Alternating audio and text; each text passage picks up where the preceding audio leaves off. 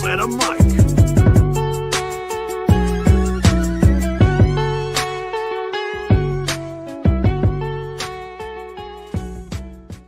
Cool.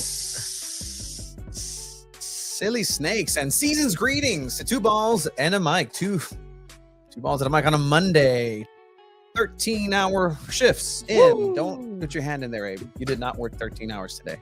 Did you? I didn't see you get into the office at 5 something in the morning. 5 a.m. No, I was at the gym actually. Okay. Season's greetings Getting ready on for a, your walk. on a Monday. We're going to go ahead and get into San Diego soccer because that is what we do. We cover soccer in San Diego in its totality. San Diego Wave have it their home opener, winning 3-2 against the Utah Royals. Two of y'all were there. You guys saw a brand new wave and a brand new gear potentially hit for this new year. That did not mean to rhyme, but it did. And we also spoke with Kalen Sheridan. That is goalkeeper numero uno for San Diego Wave. We have a quick little awesome interview heading your way. We're also going to go ahead and talk about San Diego FC losing their first ever game in its history at Austin, Texas. 2-1 San Diego Fest. You had Luca de la Torre, you had Brandon Vasquez, you had CJ Fodry all getting involved. All the while, I was in a parking lot waiting for the press conference for Mikey Varas, which we'll get to, as well as a couple of other players. When that happened, I was waiting. And Joe Corona parked right next to me Joe Benny Corona in the parking Oh, lot. wow. And I had to almost like, wait, estoy in the press conference. Not now. A little bit. Sorry, Joe. Saludos, Joe. We welcome everybody back on a Monday. This is what we do. San Diego's #1 soccer podcast, the People's Pod, the show that the insiders watch. Season's greetings to everybody. I mean, I could be more right. We'll get into these SAT level questions. If that's a, did you guys take SATs? Yep. Did you take it? Yeah. Yeah. Like those are the SAT questions. I Like took the ACT too. I didn't take that one. Bien pedo on my ACT. that's illegal. Season's greetings to everybody joining. We're gonna go live on Instagram too. Here we will have some video from Kalen Sheridan. We'll start today off with goals, gaps, and greats. But I was saying real quick, what was I saying real quick? SATs. Yeah, the SAT. Questions? That's the types of questions, right? Like which is most correct? And we'll get to San Diego Wave with that question in a way, and San Diego FC. Who was the better team in San Diego FC versus Austin FC? We'll discuss it. I believe the better team is the one that always wins. No, excuse me, the best team is the one that always wins. Abe, you disagree? You think the better team instead of the best team is the one that wins? Yeah, Yeah. they were better on that day. Yeah, Yeah, they might have been better, but the best team is the one that won at the when the whistle blows. We'll get Because into it. You can We'll be the get better into team it. and tie. You can be the better team and have a tie. We'll get into all of that San Diego FC related stuff. Thank you for joining us. If you are wanting to hop in, I actually need to set that up a little bit too. And you gentlemen will give me a quick second. Actually, I'll give myself a quick second to fire up the two balls and a mic voicemail. We've actually been getting active on that. People are calling in. People are actually texting. I saw we got I- we can text too. Apparently, yeah. That's cool. so share your thoughts. 619-752-4753. Leave your voicemail, leave your thoughts, leave your comments, text us. No pictures. Please call us after 9. Just the minutes roll over for that. But yeah, San Diego still control the game, even though if it was lost, we'll get to San Diego FC and all that good start. Michael says Abe is right. Abe is always right. Abe is But he's sometimes wrong right. in this one. We can text Adios. Yeah, please go for it. There's the phone number 619-752-4753.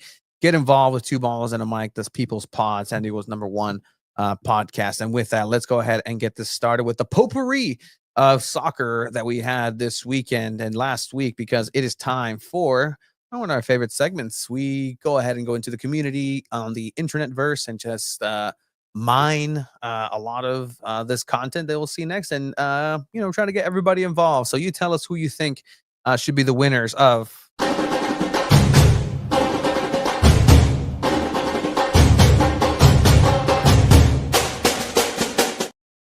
Potpourri is the word of the day. Goals, gaps, and greats. We look for Dude, goals. there were a lot of gaps, goals this Yeah. weekend. and greats. There was A lot so of- much soccer this weekend. Absolutely. Every weekend. Which one Every of you guys weekend. posted that, by the way? The ice water. I assume that was Tony, right? That was Tony in the morning. How did you know? He said, "I'm tired."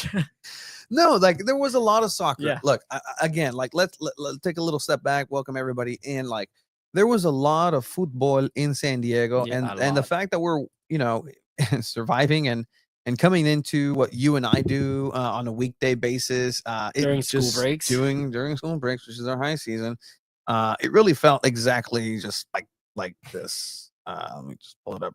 Just Like just So much soccer. Despiértate. just in it through Yeah. SD Inter there for the hell of it. They did play and they won. They did play, but And there was national games this weekend. there was too. national games. There Fecha was FIFA. Cholos versus Chivas messing up the turf. It actually, Mm, there are three. Let's remember SDFC and Wave fans. There are 3 fields available from what I've been understood. After the one that's currently at Snapdragon Stadium, available for replacement and usage. It's the first time where I think I see some of the blemishes on the turf of Snapdragon Stadium being at the Cholos Chivas game. And only the difference is that it was at night. And you can kind of see a little bit more of the sand start popping up and trailing. Like the contrast kind of works its way that way. I'm not going to say it's the worst because after I did kind of walk around the perimeter, the surface is fine. And I think it's aesthetics for right now. There's not actual too much damage done to Snapdragon Stadium's field. But I mean, that's something that we'll keep on covering. And it's fun fact. That's interesting. That's interesting. Yeah. I thought it looked pretty decent at the Wave game. Yes. But again, there's portions where it's just starting to show that it's not 100%, right? Yeah. Like, I don't know if you ever check your battery percentage life on your phone Yeah. and it tells you like, oh, it's good. And I'm like, oh, good. Like, no, I need it to be excellent. Yeah. It's not brand new. What? Yeah. It's even I'm mad when it's a brand new device and it's already like 99% use. Or when you buy a new phone or a computer and you're like, oh, sick, bro, 280 gigs of memory. Cool. You open it up and then it has like 40 gigs of just like internal just stuff that it needs. Like, no, like that's not okay. Like you told me 260 or whatever it was. All right. Goals, gaps, and greats. Let's go ahead and get into it here because we have a lot of goals and we'll start with on this task, not there. Especially not there. Right one. All right. We're going to go ahead and go over into the NWSL. So we'll start at the NWSL. Let's take a look at this goal. What game is this, Abe? This is Seattle Reign versus the North Carolina Courage. All right. Let's see what we have here. Fishlock coming after it. That gets sent away. There's never been a dearth of talent in the goalkeeping pool. Whoa! That hit from way outside! Oh, dude. And Murphy gets beat top bins! Oh, that goal is nuts! There you go. And Orenburg is from San Diego, right? Yes, San Diego native, El Cajon native, typically play with San Diego Surf, trained with San Diego Wave too, I believe in 2023 I read. She says she idolizes Naomi Girma. She was there at that same time with Naomi Girma, Abby Dahlkemper, learned a lot from them in that center back position. You wouldn't think she's a center back, but shooting from like that, but hey, center backs and meten unos golazos de milagro. Like, Yeah. do you remember that Héctor Reynoso goal in a Clásico 3-3? Yeah. Oh, What a dude. laser. Dude, that's my goal of the week. All right. So that was that one was of the good. goals of the That was week. good. But then yeah, we also had this 17-year-old, one. very cool. We also had this one in the USL Championship from Oakland Roos playing at the Coliseum. Find something on this set piece. Oh, Dude. There's something about a bicycle kick that, you know, like Go, Camden, get him. You don't swing your leg to kick it, like you just, you know, like Kind of throw yourself fall and back. like giraffe kick it. That's a great way A to. dazzling goal! Yeah. That's exactly what it is. 8,000 Like, to It was beautiful, and witness then a joy. 26,000 people in Yeah. the Coliseum. It's the first time they're playing at the Coliseum, Find so something on this set uh, piece. shout out USL Championship and Oakland Roots. Like that was Look at that. So cool. Excellent. Actually, and he has a fantastic handle. Sir scores a lot. yeah. That's Only This is- forwards have that kind of Instagram or Twitter handle. That's such a cool only name these too. forwards can put this for themselves. Yeah, I score a lot. Oh man, That's crazy. Let me find. That's not We the have game, more is it? goals. We got more goals, Yeah. Tony. ¿Dónde está? ¿Es este, no? Sí, Sí. aquí está. All right. I don't know how much again, because last time we found out a little something about something, and there is a limit to how much highlights can be shown. We've always known this. We always get demonetized, but we're not here to monetize yet. What we do, but let's see if Good we job can on get that. it. That was fantastic. Yeah, Again, this no, is the good job. talent, like finding exactly the moment. There's another goal of the week nominee that was sent our way. If you're a Mexican national team fan, you very much enjoyed this goal, and here you go. Cantón in English? I don't know if I like it. Spanish.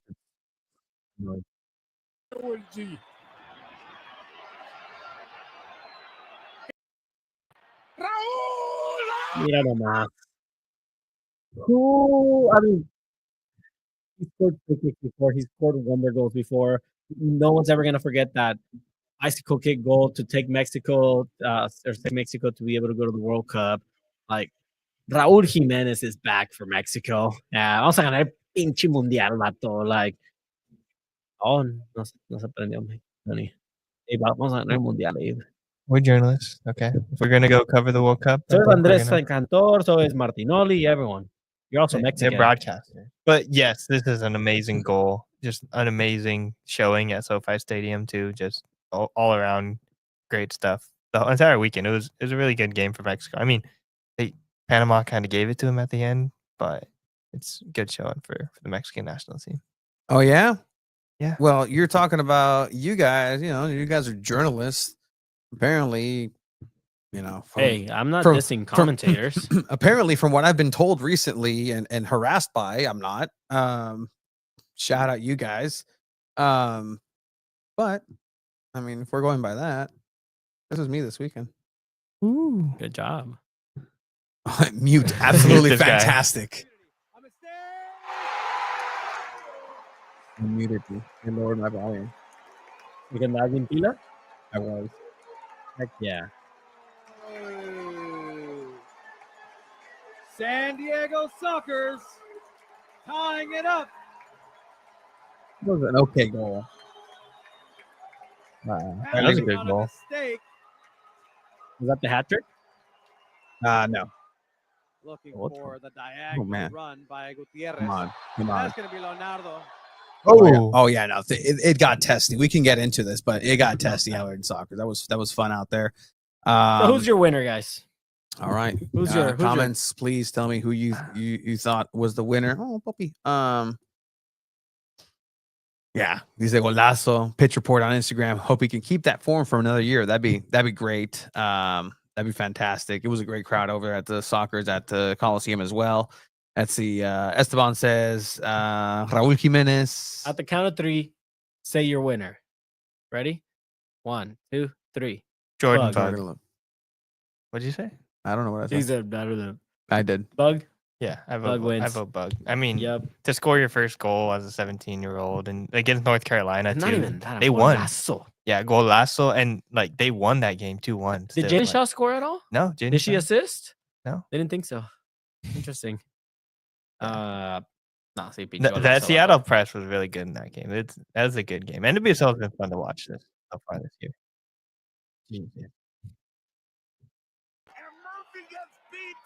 Yeah, sorry, Raúl Jiménez. There's never been a dearth of There was a free kick goal that looked pretty similar to that too in the Wave game. Yeah, there was, and we're gonna talk about that when we talk about San Diego Wave. But yeah, that was a banger of a goal too. So Tony has an honorable mention. I here. have an honorable mention that everybody just ignored, and I showed you It this, was and nasty. It was good. and like I don't know how it's not nominated. Guys, gentlemen. Masivo tiene que acabar rápido la jugada. Antonella. Uy, qué sombrero Antonella. Y otro sombrero Antonella. ¡Qué golazo, Dios santo! Come on. Yeah.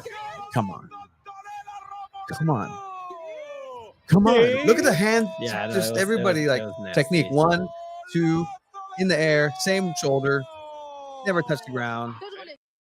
That was great. That was my goal of the week.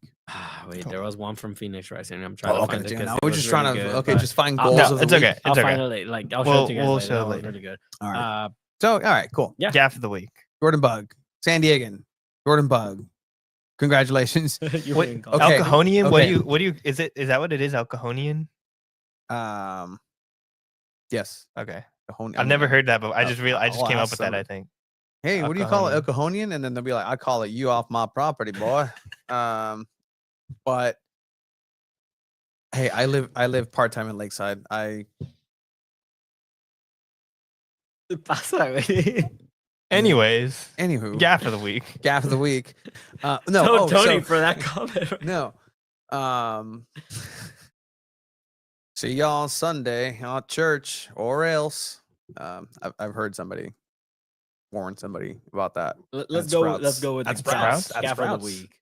Hold on. Oh, okay. Goal of the week, right? Yeah. So we chose goal of the week, talking about Joe Corona. Again, I'm sitting in 40 minutes waiting for Moiki Varas and Moiki. Moiki. Yeah, no, just I can pronounce the last name. I'm just gonna fuck up the first name from here on out. Moiki. Oi, Mikey. Joe Corona pulls up next to me. They had no idea, and then I hear, "Hey, Tony." I'm like, "Oh, snap! It's Joe," and he's coming over with his family. He was carrying an injury, and I told myself, "I'm going to the Chivas Cholos game. If I see him, if he's playing or whatnot, I'm gonna ask him to do a bit of like, hey, like remember when I asked you if you just want to send the football's goal of the week, and then it's a running joke of you being like, okay." So I just didn't get that chance. So next time I see you, Joe, we gotta go ahead and do that. What is this? El Cajonito? Oh, Maybe. all right. That could be a way. El Cajonito? All right. Get off my lawn. There's not a lot of lawns out there because water bills are high. All right, gaff of the week. It's pretty universal here. Again, looking at the highlights and how much we can actually show. Panama versus Mexico yesterday. We want to take it away? One of you guys? I was because let me tell you, I was waiting for Chivas because I was waiting for Chivas after the game in the mix zone. It ended up just being me because everybody left and everybody was taking forever. They came over and like, hey Tony, like you're gonna have to wait like another 30 minutes because Chivas is watching the first half of the game and they're not gonna come out until I'm like, oh, yeah, it's fine, it's fine, it's okay. Oh, Sorry, man. But yeah, that game. Yeah, no. So I mean, Mexico finally a champion, finally the champion of the Nations League, a tournament that only matters if you win it. Mm-hmm. But have felt twice against the United States, and I mean, Mexico just again proving themselves to be the kings of CONCACAF as they claim to be for so long. Which in the last couple of years we can all agree that the U.S. has overtaken. But even that, I think the bigger story is how bad the U.S. men's national team just flopped the Nations League. Like, I think Landon Donovan kind of like put a tweet out, right, saying, like, I'm tired of hearing how talented this team is. Like, if you're not going to show up for your nation, decline the invitation. Talent is good, but pride is so much better. And you see this a lot from the older players. Like I think so many like of the analysts and stuff, like Clint Dempsey, Alexi Lalas, Donovan, they all kind of said that same thing. And you see that a lot, especially with the American national team, where they were successful in a time where no one really expected them to be successful.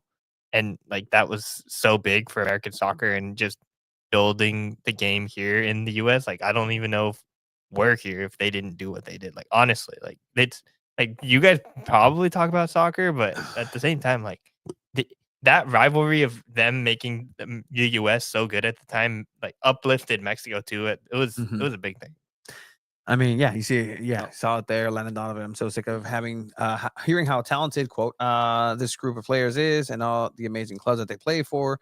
If you aren't going to show up and actually give a bleep about playing for your national team, decline the invite. Talent is great. Pride is better. I mean, I have to agree on that.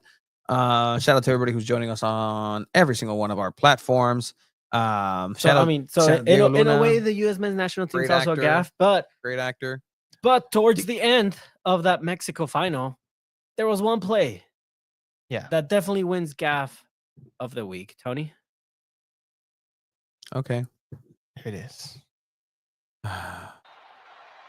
Luis Chavez. Far post looking for Ooh. something. They're asking for a handball, and they're gonna get it. They're gonna get it. Se mamó, vato. Like, that was bad. As well, no? that was bad. I felt bad for Godoy, and I'm a Mexico Take a fan. look on the bottom right-hand side of your screen, number You 3 know, right there. I felt bad for Clear, Godoy. clear, I said, clear. damn. Unnecessary, You but see his still post match? Man. Dude's just Vato. En los tres finales y se pierden. Like, if anything, that man. says a lot about Panama to be getting in this many finals. Like Mexico will get in the finals, USA will get in the finals, Canada will get in the finals, but Panama's been there for like so many times. Like they haven't been able to win it, but I still think this is a great team with chances. Of Yeah, no, and I mean, and a midfielder that carries a lot and complements the way Godoy plays very well for Panama is Carrasquilla, oh yeah, who Coco recently Carrasquilla went is from so Houston good. Dynamo to Pumas, but man, should San Diego FC consider maybe making a big move for Carrasquilla? Oh, Like, yeah. Dude, like when he was- imagine in that midfield. I mean, Godoy's 35. You're gonna need a new player probably next season.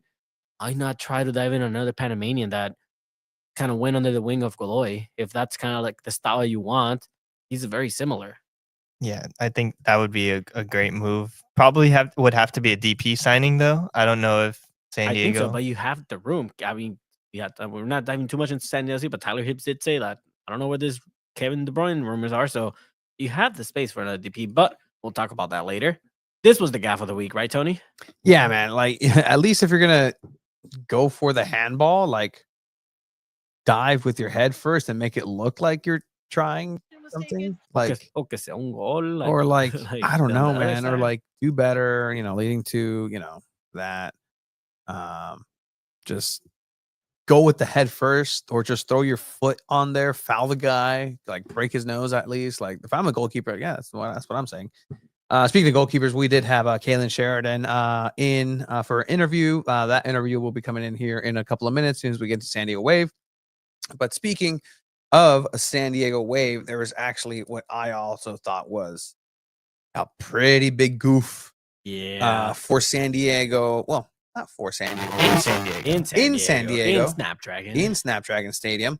And man, have we seen gaffes at Snapdragon Stadium before, even the stadium itself. But this moment right here is what led to the game-winning goal for Gia Corley, who is the newest member and superstar. No, the thing, they don't even catch it. They don't Like, even they were catch it. showing They were showing a replay, yeah. and that's how bad it was. That's how you know it's bad. It's like, people don't get it. Do it. They're executing it, and there's a difference. Oh, ball given away. Corley into the He upper finished with a gate. slight deflection as well, but man, that's a gaff from that goalkeeper. Like, this gives the winner for San Diego Wave, which I can't wait to talk about that game because that was fun to watch, at least the first half. But yeah, who do you guys win? Out of all three of them, just gaffs. And they're like, these are all the gaffs. Yeah, no, 100%. Like, look at this. Like, who? What? I mean, I get it. Pan out more. There's. And this wasn't the first time either No, that the yeah. goalkeeper made like a bad pass like this. I think Savannah McCaskill intercepted one of these too. And it's something that like Gia Corley kind of was joking about it after the game. Like, yeah, we knew that was going to happen. And like they were pressing high and they had it studied that beforehand. Or at least Dude, I Jonas think she was Eidevall. serious. She was saying like, yeah, Jonas Eidevall kind of told them, like, you could see it in his fist bump too in that celebration. They had studied that. They knew she was gonna make a mistake right there. So when she does make that mistake, it's just like, ooh. But they were ready for it. We're able to capitalize. It's that. Look at this little celebration. This is the celebration of a guy that like knew what was gonna happen, right? Yes. Like, yes. Like, he feels like he scored that. Yeah. No, I You mean, didn't.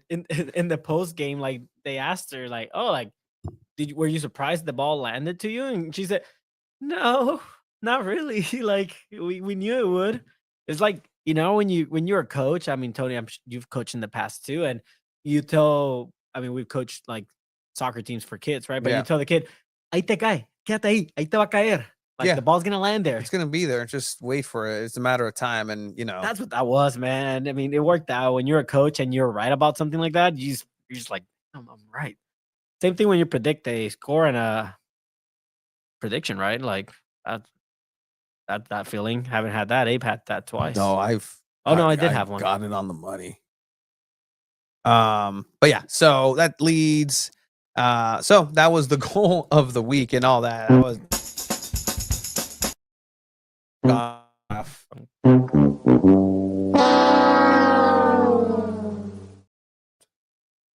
The price is right.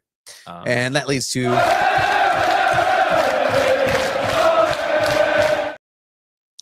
the goal, the great of the week. And I mean, you just saw it right there. The great of the week is Oh, look at that. A little Gia pass from Corley. Love that. making this Elation for happen. the fans here in Game South winner. Rapids. She's been an X factor throughout. And assist 2 so goals far. and an assist. Like she Oh, look is at that. A little on sass from fire. Corley. Love Does that. Dana Shaw have 2 Elation goals for and the an fans assist here this in season so far? Snapdragon. Yeah. Oh, interesting. Gia Coley replaced Jana Shaw, by the way, and is making a bigger impact 2 games into the season. Shaw is already being forgotten. Is this what I'm hearing? I'm letting you know, I was impressed when I would see Shaw play.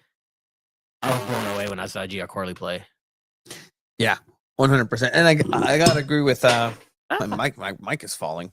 Guys, follow. Yeah, Gia is a straight baller. But yeah, noble shout out to Esteban's here. Also another great USL adding Pro Rel to the Mhm. network of leagues. So a true pyramid, a true Pro Rel within the USL. Yeah, Is it a that's- pyramid if you have like a floor?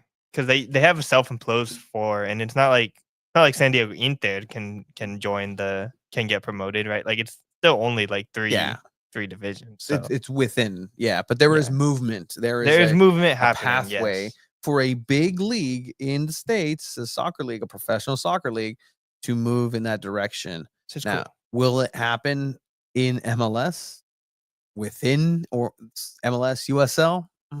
I will.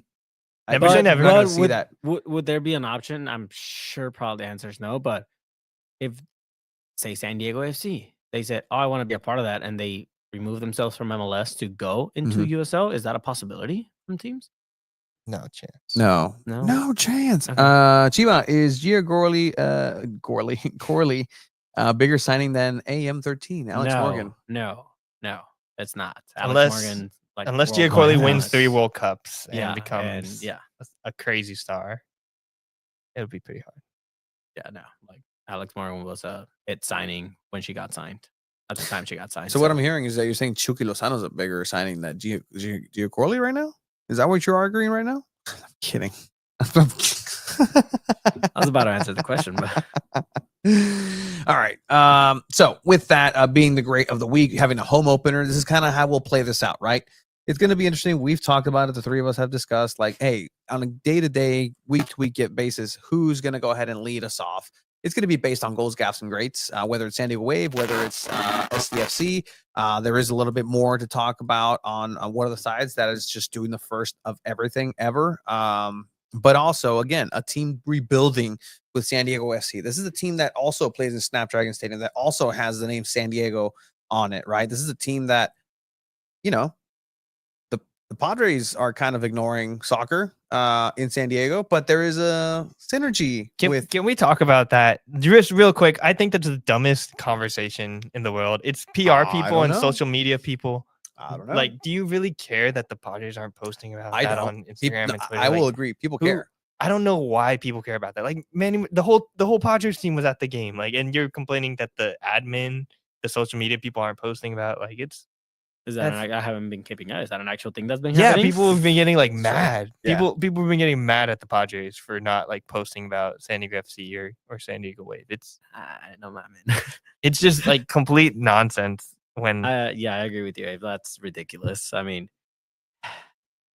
I don't know. I'm all for collaboration, but just because they don't post about soccer every time they play doesn't mean it's a bad thing. Yeah, I mean, people Chiva and I care. don't care. Yes, we don't. yes, it's People make a big deal over nothing. Chucky and Dreyer are throwing out the first pitch on opening day. Que no se lastime el Chucky. Hope Chucky doesn't get hurt, man. Damn. Yeah, that There's yikes. a chance he comes back against LAFC. But Yeah, how often do soccer players throw? It's like if you ever watch soccer players shoot a basketball, No, I've never seen like that. who have before. never like. I mean, I'm a Mexican, and I just used to. el Chucky. Le cuelga el hombro. Mikey. Mikey. Mikey.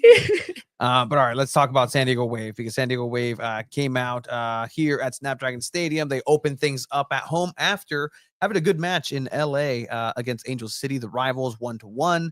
But then you kind of had this like, man, they could have gotten it. They could have won that game. You were there, Abe, at Angel City at BMO Stadium, and you kind of got that sense. They come back home.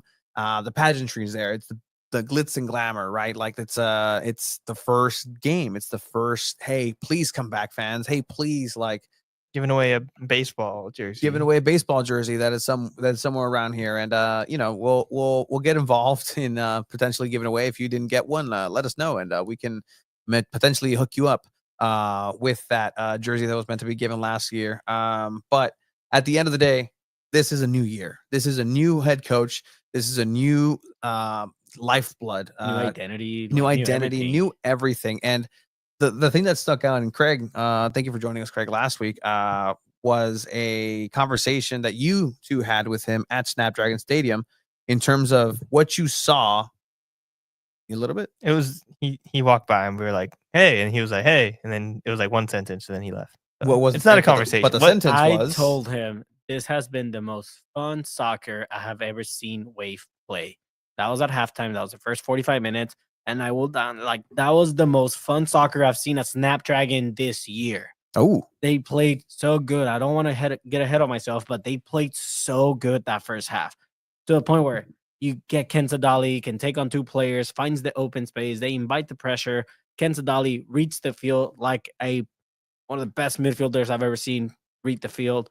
Finds Gio Corleone space, takes on a player, gets the pass to Cascarino, who can take on 2-3 players on any given run, and then just cross it in, and there's someone there to tap it in. It was Maria, and then it was Leon.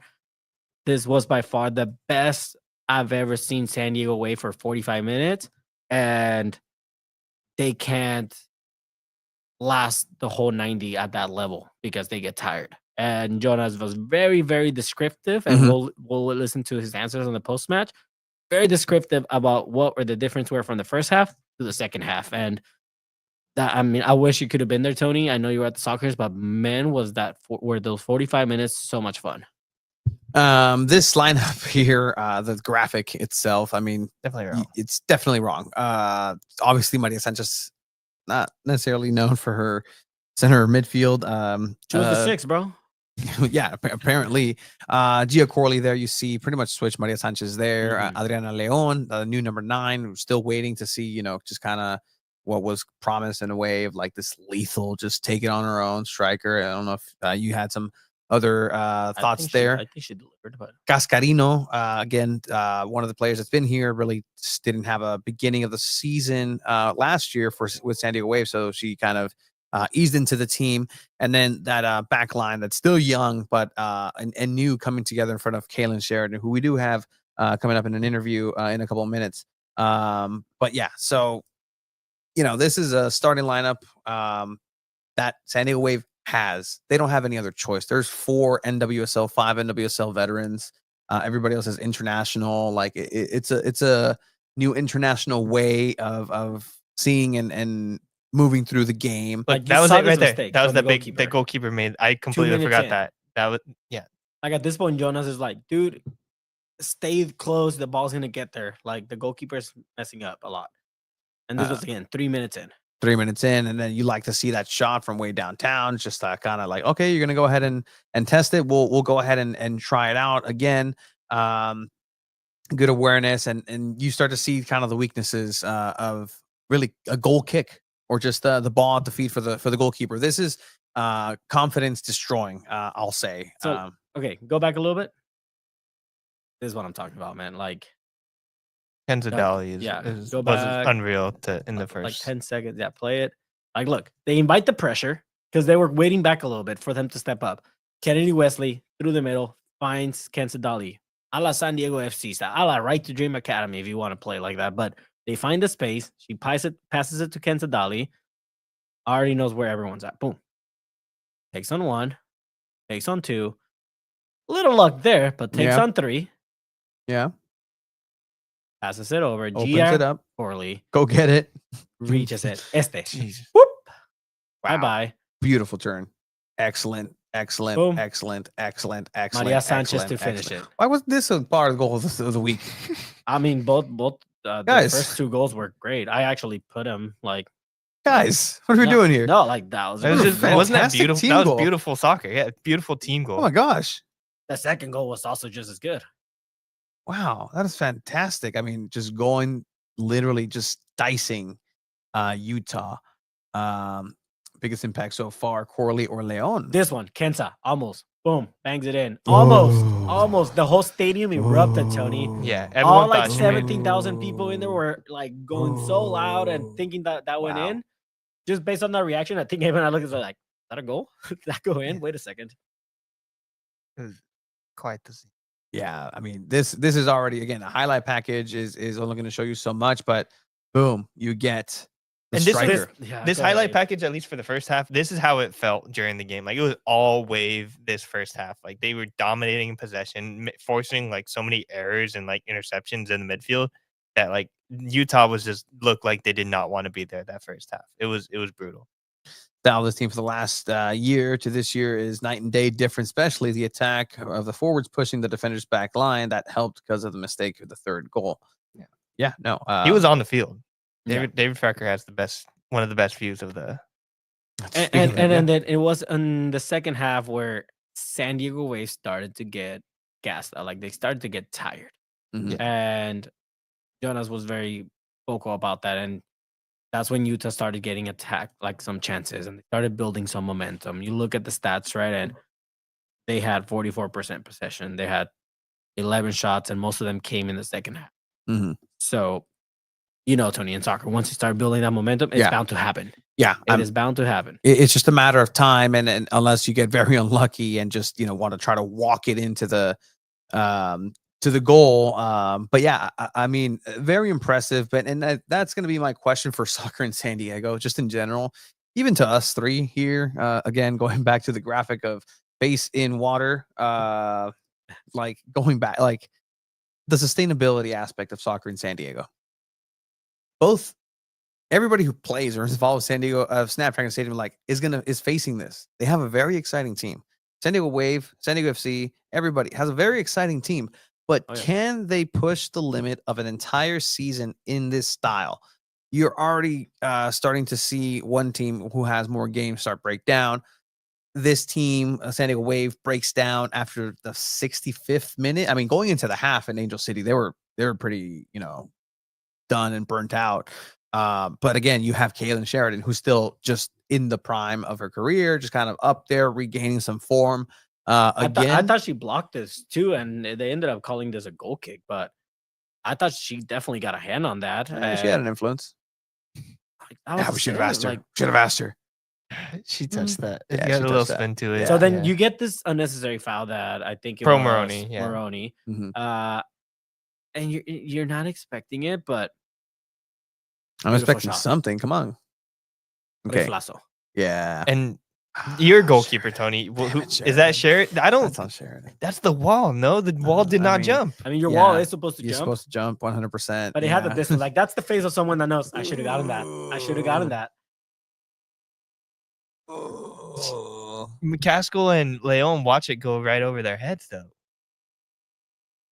No, I mean, this isn't the truest view. Is the first one that's the view where you get it, the sense of it, because she should have hopped before. Hey, we're watching, we're studying, we're seeing. All right, we're gonna shoot it. We're gonna have a great time, and then okay, nobody jumps. Delayed jump, great shot. Let's just say call Yeah. it what it is. It's a great No, shot. She was thinking, she wasn't expecting the ball to get through. And that's on the wall. Like Yeah. it wasn't on Sheridan. But I mean, at the end of the day, the walls also plays by the goalkeeper. I think she placed it good, right? But who were the players? I think you said Leon and McCaskill. McCaskill. They didn't jump, so Yeah.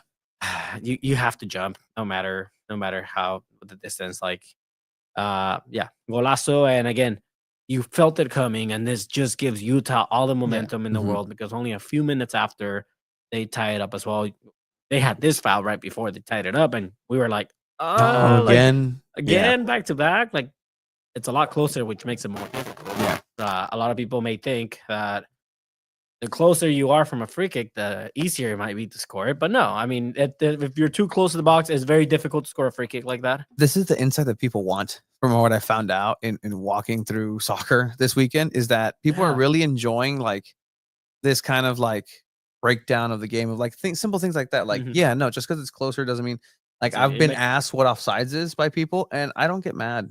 Yeah, no. I don't get upset. Like, I don't like it's please ask us. If there's Wait a something that you second. need clarification, we're here to help. This doesn't just appeal to just the soccer snobs. That's a like all snocker. of us. You could just say snocker or snobber. Did I just coin a term? A little bit, yeah. All right, don't be a Snocker. snocker.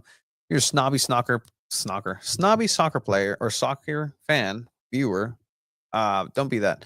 But like again, if that's something that you want, because again, I've been asked these questions. I got stopped at Snapdragon from a worker at Snapdragon. It's like, hey, thank you. I didn't know anything about soccer and been watching through Wave and SDFC, and we sometimes overlook the simple things like, oh yeah, like it's cool to talk tactics and talk this, but there's a lot of people that are coming on the ship and on the boat. Again, still to show the insiders watch. But yeah, no, that's fantastic. But yeah, so game continues. Again, the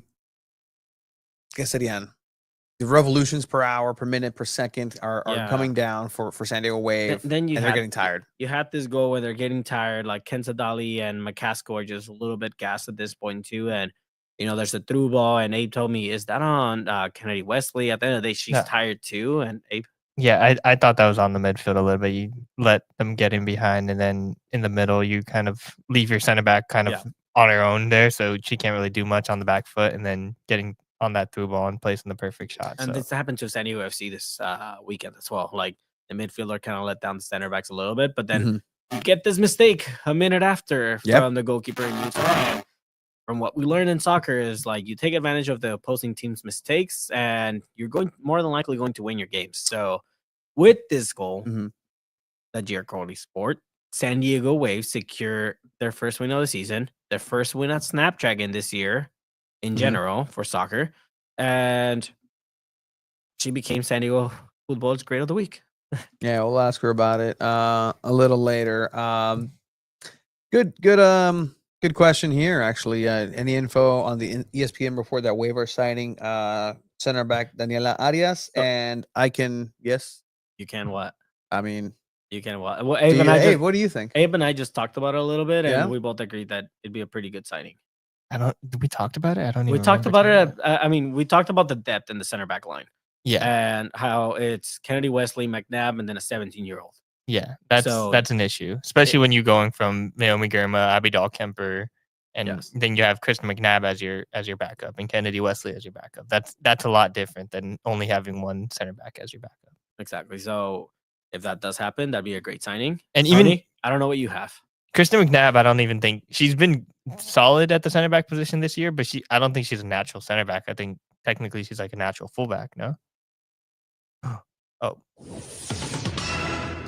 Sources confirm that San Diego Wave are in the closing stages and final stages of signing Brazilian center back Daniela Arias from Corinthians, I believe.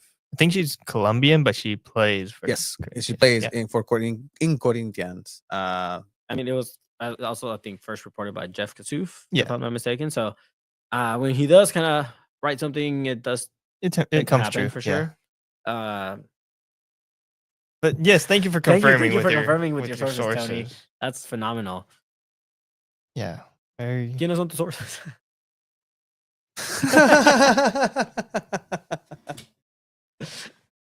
That's funny.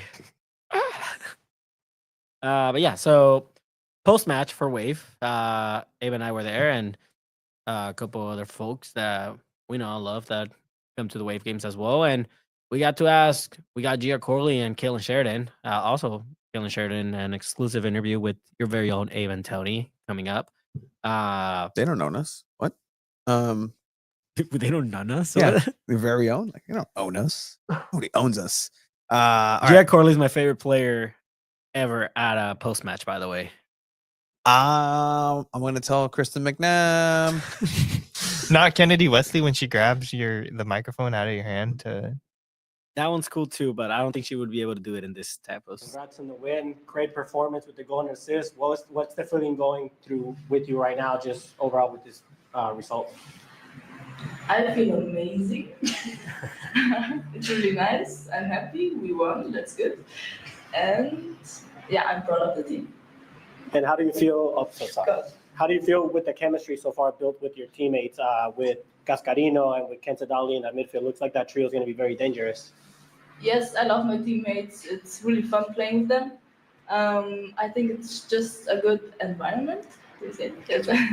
And yeah, I feel really comfortable, and yeah, that's why I think we can play like this, and we trust each other, and we are still at the beginning, so we hope it gets better. But it's a good start.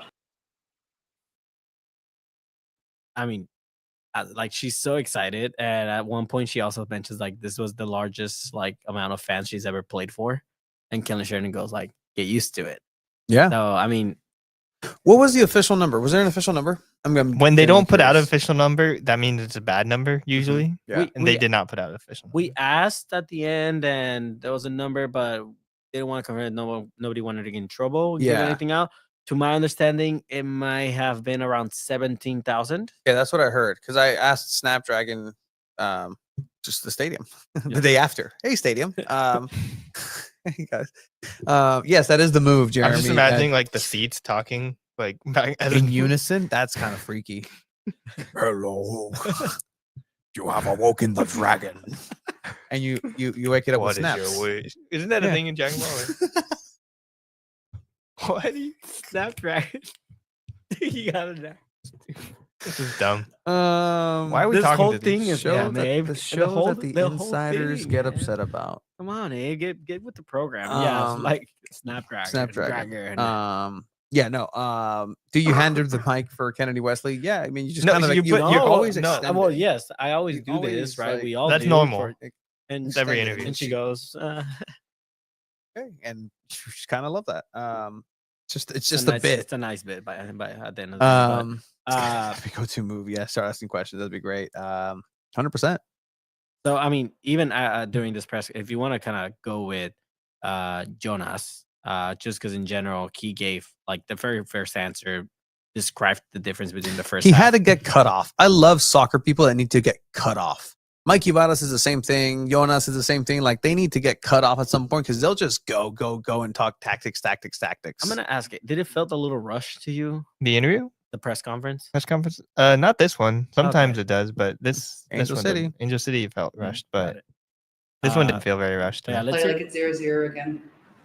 Jonas, congrats on the win. I'm curious what you thought of the overall performance and what were the biggest differences you saw from the first half to the second half? Yeah, I think it's a game that's probably best summarized by looking at it. That's the two different halves because they're quite different. I think the first half is all in all a performance that I'm very pleased with. I think we have good patience and control in our build-up, and we playing the ball forward at the right moment. And I think we hurt them a lot there. I think we're pressing again with a good intensity, just like we did over in LA at the weekend, and we managed to turn over a lot of balls centrally. That is also helpful for us. So all in all, first half, I think we go to the halftime break with a well-deserved 2-0 lead. Now, second half, it's a little bit different story. I think they don't change so much tactically, but they change the intensity that they do things with, which was something that we expected. We're not very good in the second half with handling that. We're a little bit too slow in order to take our positions. Our technical execution is a little bit sloppy as well. And when you combine those two things, that makes a massive difference. I think Also, we looked a little bit tired in the second half, hence why we tried to bring in fresh legs. But we struggled to get the same composure and control in the second half. It's a nice and positive that we managed to find a way to win the game. I think that's really credit to the team's mentality, that when we concede the second goal, that we don't let that collapse. So look after the second goal there, we're stepping up. We regain a little bit of that intensity and our pressure, and we have a good period there until we score the third goal. And from there on, they basically don't create anything more. Oh, sorry. Sorry, Jonas. Well, it's fine. If I'm finished, I'm finished. Yeah. There was a little. Love it. Like literally had to get Yeah. cut off. Like, hey Yeah, man. so, I mean, I think he was about to be done. Yeah. And then he might have just added a little bit something else, but he gives a very thorough breakdown of like, okay, this is what happened. This is where we need to improve. This is what went wrong. We can't last at that pace. So, Yeah, I think we all appreciate when coaches are honest like this. Like, it's okay to say, yes, my team didn't play well in the second half. We won, but like this is like the perfect answer, I think, to a press conference question. I think so too. And I mean, it was so refreshing to hear, right? How we're so used to like, oh no, well, I mean, the overall performance was there. Like, no, he said the first half was excellent. The second half was rough. Like, that's just what it comes down to. So, yeah, the Sirens had this tifo, Tony. I think you're gonna pull it up. Yeah. Shout out to the Sirens. So the Sirens will always rigging, be here. the riggings or the strings broke, so they couldn't do. They couldn't do put it the up, like yeah. thing where they have it on the field goal. you know? When did it break? I think he said they told me during SDSU Something, yeah. something, right? Okay, so not the day of. No, it wasn't not it wasn't It wasn't, the San well, Diego yeah. State thing. Okay, because I'm trying to just put together because I know the new one is getting finished, finalized. That was supposed to be there for the beginning of SDFC season. But okay, it's interesting. But hey, it's all good. Hard work, dedication, hustle, loyalty, respect. All these things for San Diego Wave in the horizon. But in the immediate horizon for San Diego Wave is another matchup as they travel coast to coast. And we talked with Kaylin Sheridan, goalkeeper for San Diego Wave, about this trip and just what is unspoken about going and playing in the U.S. and traveling so much into other states, and what the toll is for players. You know, anybody who travels, whether it's the Padres, whether it's the whoever, the Legion, they generally they stick and travel the most from everybody. So I'm trying to find the graphic, but I can't find the graphic. They are going to Orlando. Orlando Pride. Orlando Yes, they Pride. are Reigning defending NWSL undefeated. Haven't gotten scored on Double. yet. winners. Yeah. Well, they think they got scored on in the Challenge Cup technically, but that doesn't matter. Doesn't count. Since the NWSL is getting rid of the college draft, wonder if STC ownership would buy Wave and provide players through Right to Dream Academy. I mean, you shake your head, Abe, and I would be a head shaker if you asked me 8 months ago. But from a complete no to more likely not. But I can see there being partnerships and things being I could see built. like Wave signing a Right to Dream Academy player, them playing in that way, but they wouldn't buy the Wave. Like, that's an MLS team buying an NWSL team is not a good look. Oh, who told you that, Chiva? Because that was a lie. They lied to you. People Which like one? lying to you. Probably about the Tifo rigging, I assume. I'm not gonna say who told me. Can't reveal sources. But your source slide. Maybe not. All right. So they do go to Orlando. They do travel against the reigning defending champion. So I mean, new San Diego Wave traveling away, far away, not like LA far, but this is actually a factor. The weather in Orlando is going to be 84, humidity high, just kind of bogs down the game. Everybody kind of gets tired. And again, if you're playing this high pressing style that Jonas Eidevall is asking, you're going to need to have a lot of conditioning, especially in these conditions. So it's going to be a tough matchup. And especially with Barbara Banda running at you, that Yes. is so she is like one of the best players in the league. And also Martha's still playing, which is insane. She's like what, like 48 or something. Yeah. No, 100%. It's definitely going to be Wave's biggest challenge yet. So I mean, I don't know if you guys want to do a prediction for this match, but I'm gonna go ahead and just kind of kick it off and say that San Diego Wave are gonna lose this game 4-2. How dare you, Chiba? How dare you? Like, after all Wave's done for you, you're gonna say that they're gonna lose 2-1? No, 4-2. 4-2? Yeah. Wow. I'll say 2-1. They'll lose because Orlando Pride. You too, Abe? Orlando Pride is like the class of the NWSL, the class of women's soccer right now. Honestly, like they could take on any single team. I think so too. You too? You don't have any faith in San Diego Wave? I do. I have more faith in Barbara Banda. I do and have. Martha, I'm telling you, San Diego Wave is going to be a top 3 team this season. Number 1 is going to be Orlando again. San They're Diego just going to dominate. San Diego Wave tie Okay. in a valiant 2-2 effort, and then lose 3-2. Oh, okay. Okay. All right. Interesting. 3-1. But I mean, win again, Orlando. that would be a match where you're like, okay, San Diego Wave can compete. Mhm. You know, and I mean, at the end of the day, one can only hope to compete against Orlando. Like they're that good. Yeah. So it's gonna be a tough one for San Diego Wave. All right. With that said, let's go ahead and switch gears because earlier today we were in this same studio. Chiba wasn't here. Abe was here, and I was here. He was actually sitting in your seat. And we spoke with starting goalkeeper for San Diego Wave, Kaylin Sheridan, who, you know, had some breaking news of her own. We kind of addressed it off the top. We were not ready for that. I was doing the prep for the interview, and that like completely like, wait, what? Like I was like, you know, just Googling, looking through her stuff. And I was like, wait, that's new. All right, Chiba, you're gonna also sit back and watch this for the first time. Kaylin Sheridan on Two Balls and a Mic, San Diego Punto Football.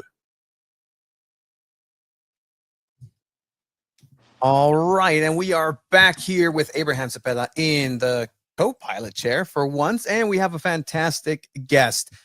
You know her as the goalkeeper for San Diego Wave, an Olympian, former NWSL Goalkeeper of the Year, and from a recent Instagram post, future mom. Oh my goodness. Welcome, Kaylin Sheridan. How are you? I'm good. Thank you so much for having me. I mean, that's, you know, I mean, where's that going to rank for titles coming up? Congratulations. Thank you. Yeah, I think it's going to take first place. I'm not sure, but perfect. Here with Abraham Cepeda, editor-in-chief for San Diego Wave, San Diego Football. But Kaylin, I mean, thank you again for your time coming in. You know, the season started. I know how busy it is, especially right now. And we're just gonna get, you know, a little bit of a reset to everything. Just want to talk shop a lot. You know, the goalkeeping position, right? It's not typical for, you know, it's the only position that gets to use their hands to first off. So if you're just going to get your take as far as from coming up, how did you land in the goalkeeping position? Was this your first choice? Is this something that, you know, you were really passionate about, or were you like me where you just couldn't score and they're like, all right, you're a goalkeeper now, and hey, you actually kind of liked it? I did not start in it. I was definitely a forward, but I did love scoring goals. Like, absolutely loved it. And everybody had to go in goal and like take their turn, and I didn't want to, but I went in and, you know, I kind of started to like it. I liked the fact that everybody thought I was crazy and brave, and just getting to dive around all the time. But I really wanted to be a forward, but nobody else wanted to go in. So I think I was either crazy or silly enough to stay. I mean, yeah, that's always a little, you know, it's a solitary position, to be completely honest. And at the end of the day, you do have the best view of the game, and that's something that's understated through being a goalkeeper. If you were to, you know, inspire somebody to say, hey, try the goalkeeping position, what is your selling point on that position, as far as choosing it for a career, just for, hey, somebody who's kind of getting into it and they don't know, but how would you sell the goalkeeping position to somebody?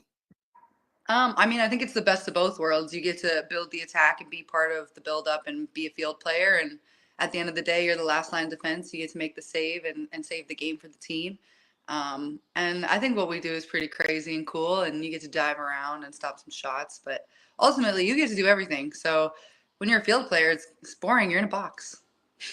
And speaking of boxes, I know you mentioned before. I know Abe was telling me earlier. I saw this in an interview recently. You did that. If you change one rule, you would switch that. Goalkeepers can use their hands in both boxes. How would that work? Hell yeah! Like if I went up for a corner at the end of the game, we needed a goal. I could like punch it in the goal. Two people punching back. That sounds pretty fun, actually. It'd be wild. Or like I could catch it and throw it or something, you know? Just throw it into the back of the net. That's kind of cool. No, I love that. And like, yeah, catch it, throw it. It becomes a rugby game at that point, literally, because you got to put it in on the floor. I mean, the possibilities are endless. Commissioner, you're watching. We'll send this video to the office. But again, this is kind of going in line with how much of a fantastic player that you are in net and in goal, and just the amount of intensity that it takes to be a goalkeeper. Where do you find that intensity as a player? Because I've had conversations with you, and you're absolutely pleasant just to be around and hang. But when it's go time, and when you have to let your defense know that shot shouldn't have come in, like where else do you find that intensity in those moments? I mean, I think it just comes from the passion for the game, the passion to win. We're all fighting for the same thing, but I want to bring my best, and I don't know if that's just something inside of you, like that a lot of athletes have. You can't stand losing more than you love winning, and it's just one of those things that fuels you and drives you to be better and expect the most and sets high standards. And at the end of the day, we're going to lose a lot more than we win, but that passion just drives you. Yeah, and then getting blamed for every goal too at the end of the day. Why didn't you stop that? Go in net. Go do it. How about that? Go on, get in there. Yeah, I had a question. A lot of the players, and Jonas Eidevall has talked about, connecting both on and off the field this season. And you've been in San Diego for a few years now. How do you like connect with your teammates off the field? Where do you tell them to go? What's your main thing to tell them as a native San Diegan now? Oh, am I native now? I'll take it. Do you consider yourself a San Diegan? What an honor. Do you consider yourself a San Diegan at this point? I can't put that on myself. I feel like it's only been 3 years. I don't want to, step on toes. But I do think that of the group, there's probably only a couple of us that have been there that long. So of our group, maybe, but not in total. I'm not there yet. I'm not cool enough yet. One day. Okay, but where you've been here a few years now, where would you tell them to go eat, or where do you guys like to spend time together and connect off the field? A lot of us have dogs, so we end up going to the dog beach quite often and letting them roam and just connecting there. I think that's a fun thing for us. Or there's a few good restaurants around that we'll go to. Obviously, San Diego has some of the best food in the country, so it's always fun to go out to dinner. Have a good time, and just we always end up. I was gonna say not talk about soccer, but we always end up talking about soccer. So is it talking it's about inevitable at that point? Is it talking about the team or like just international soccer? Everything, man.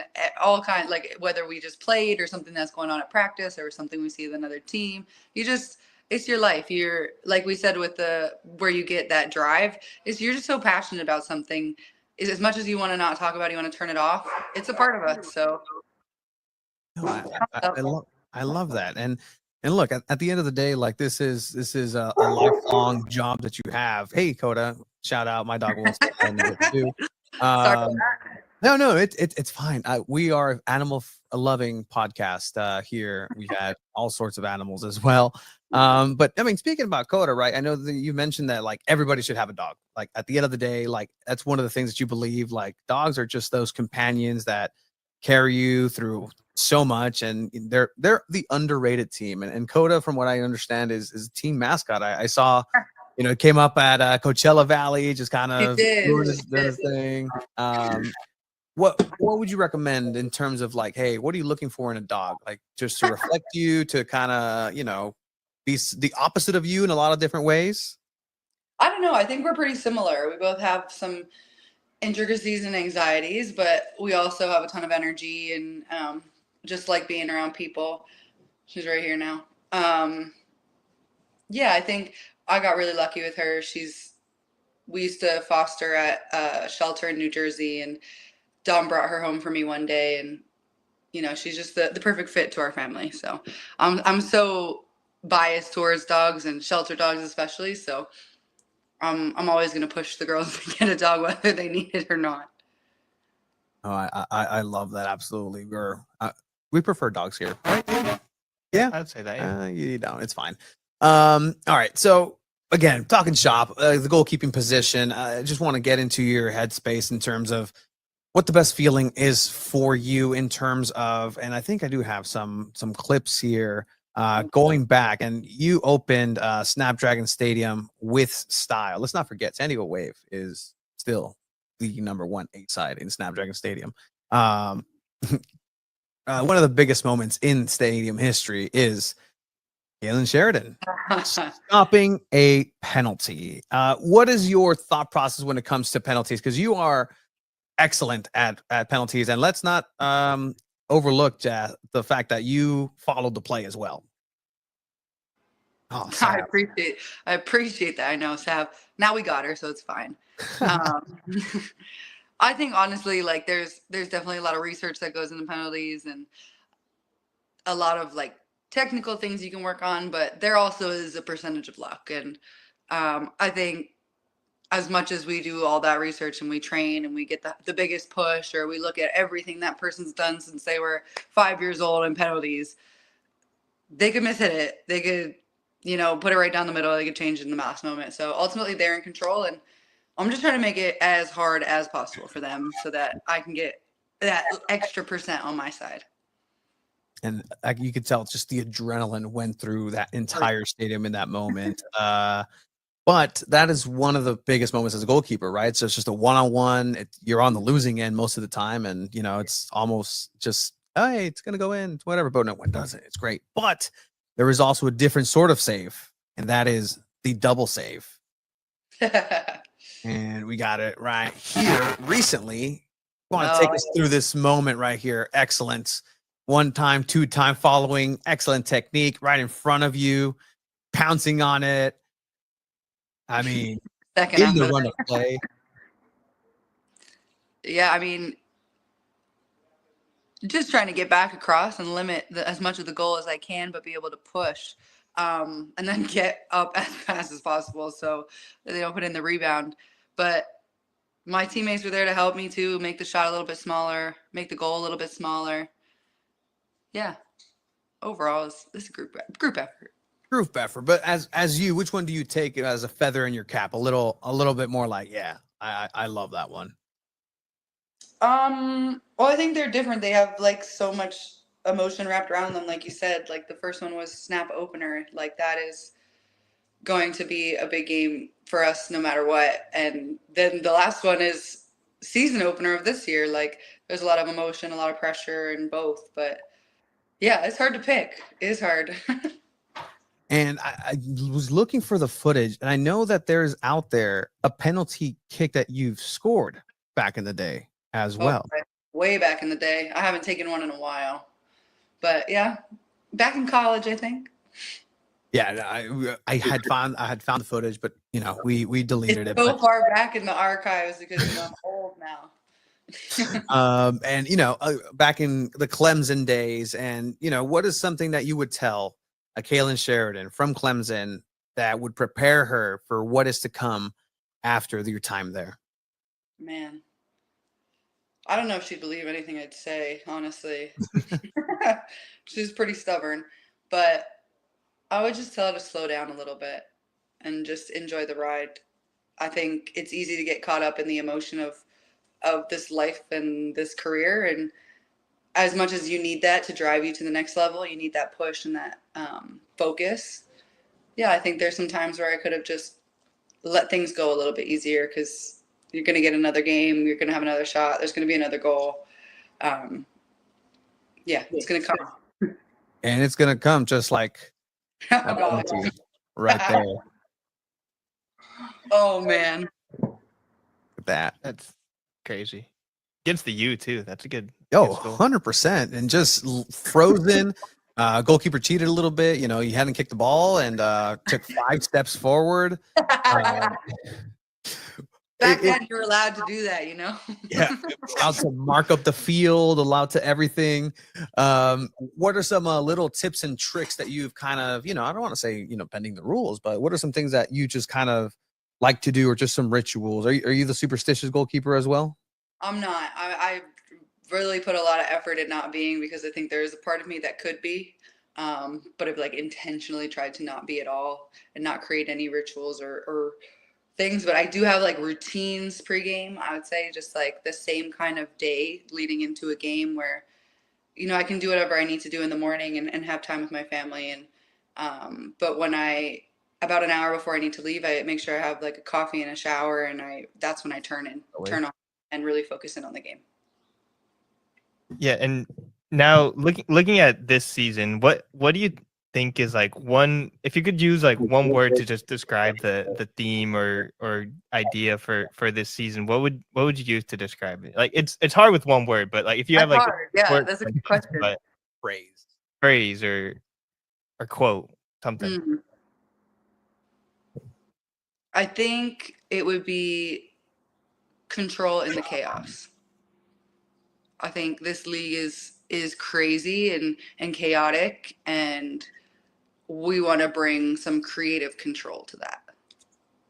I love that. And I mean, you have some creative players coming in, and you mentioned, just a couple of players that are returning, but a lot of new faces. And one of those new faces that you face in training is Gia Corley. And you sat next to her in the post-match conference here for the home opener. And could you tell us a little bit about Gia and what you see that's so special that clearly is coming through on the pitch?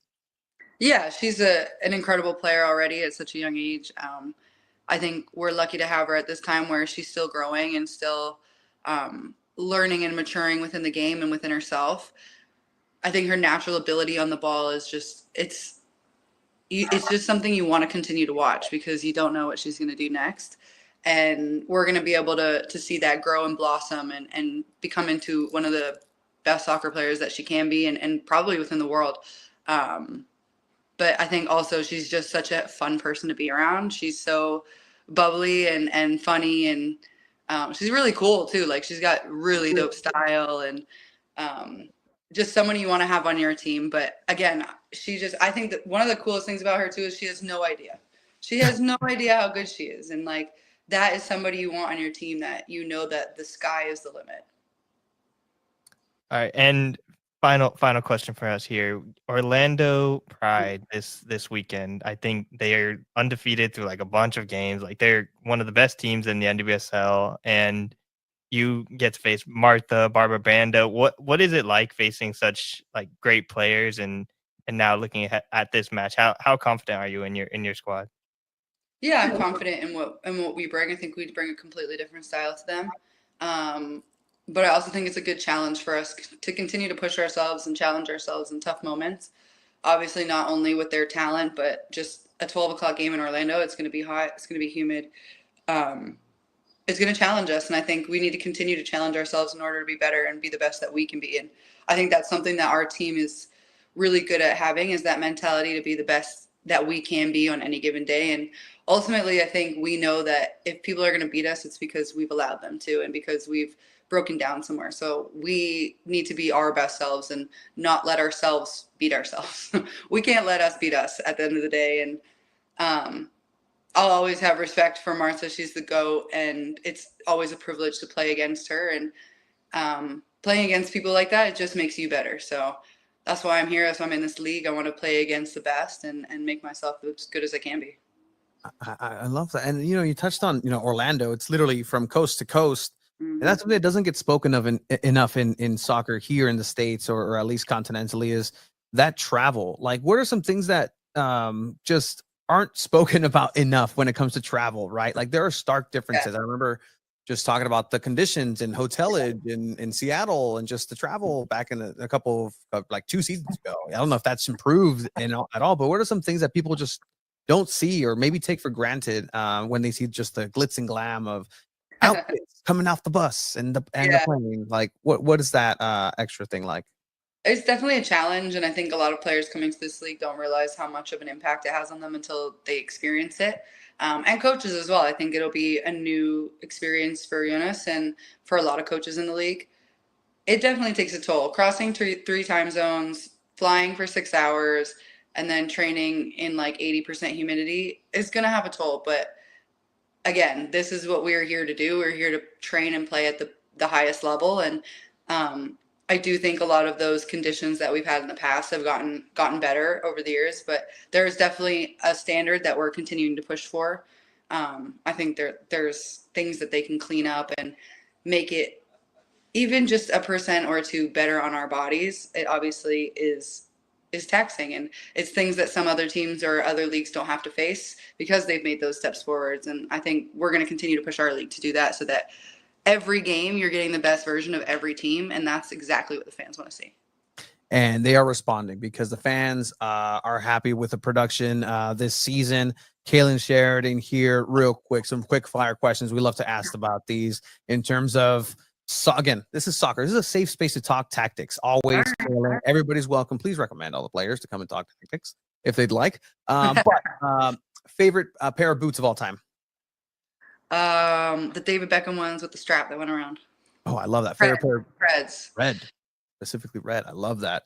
Favorite pair of goalkeeping gloves? My West Coast Phantoms.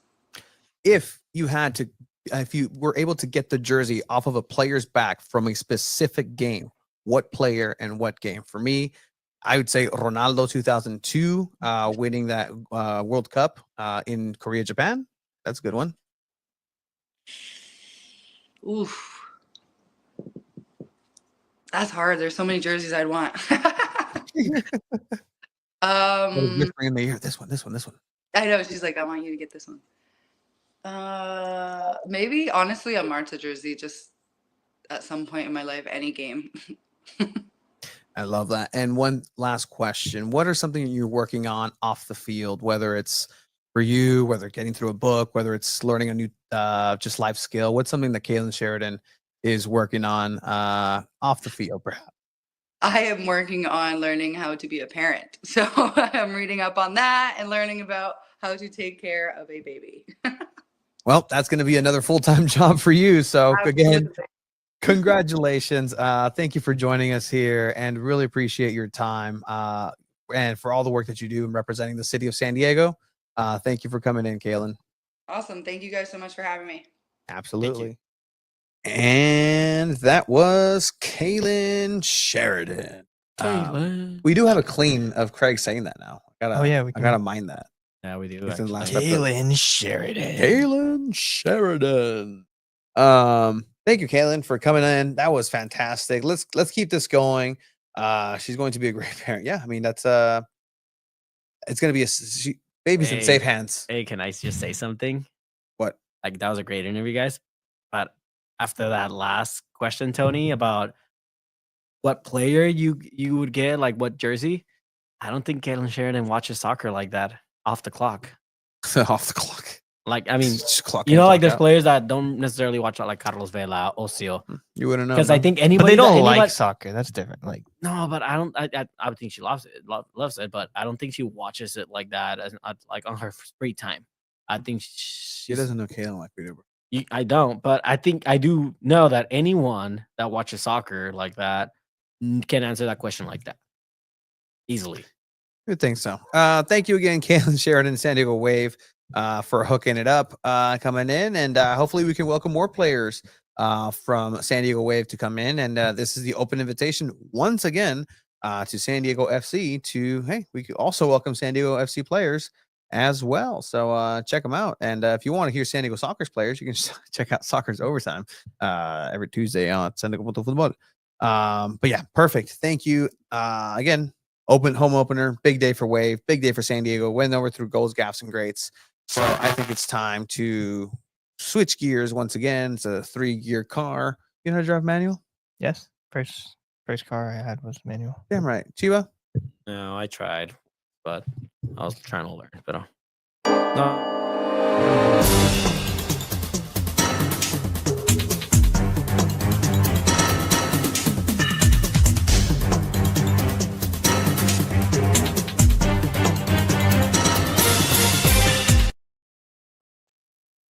set up the voicemail.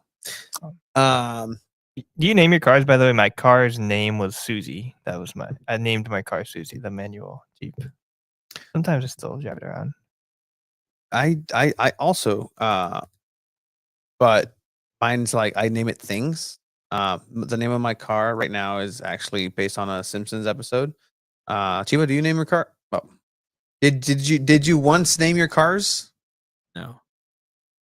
Maybe that's never mind. Yeah, no, maybe yeah. Oh, all right. This just turned into the make fun of Chivas traumas show. Cool. This is what my car is called. My truck. Wow, this is roomy. Can you name the truck with four-wheel drive? Smells like a steak and seats 35. Canyonero. Yeah. Every time they say Canyonero, there's a whip. And then they go through this whole thing of like how it's 2 lanes wide. It's so Long, 2 lanes wide, 65 tons of American pride. Canyonero. all right. San Diego FC. San Diego FC played in Austin, Texas in an away match. And this was going to be another test. Abe and Chiva, again, doing fantastic work for San Diego FC coverage, as well as San Diego Wave coverage, being out there, being about it, being at media availability on last Thursday, asking Mikey Varas about what was coming his way, because obviously you have Patty McNair, Aníbal Godoy, captaining Panama in the Nations League, also captaining Northern Ireland was Patty McNair. So, you know, it is true. There's a lot of leaders on San Diego FC, so that's good to see. But with that, it's going to be a little bit of an anemic situation for San Diego FC, with obviously Chucky Lozano being down already with that injury. And then Marcos Ingvarsson, who officially, the official timeline is for a while. That's kind of official. What Per Mikey Varas. No, the official is not coming back Week to anytime week. soon. Yeah. Not coming back anytime soon. But Got looking it. at things week to week, he's not coming back anytime soon. 10 to Lower 10 to body 12 weeks. injury, which can mean anything. Literally anything. Where does I the lower will- body start? Like, is it the hip? Is it at the up equinox? I will of the say body? this: if you read my match preview, I said what the injury was. So Yeah.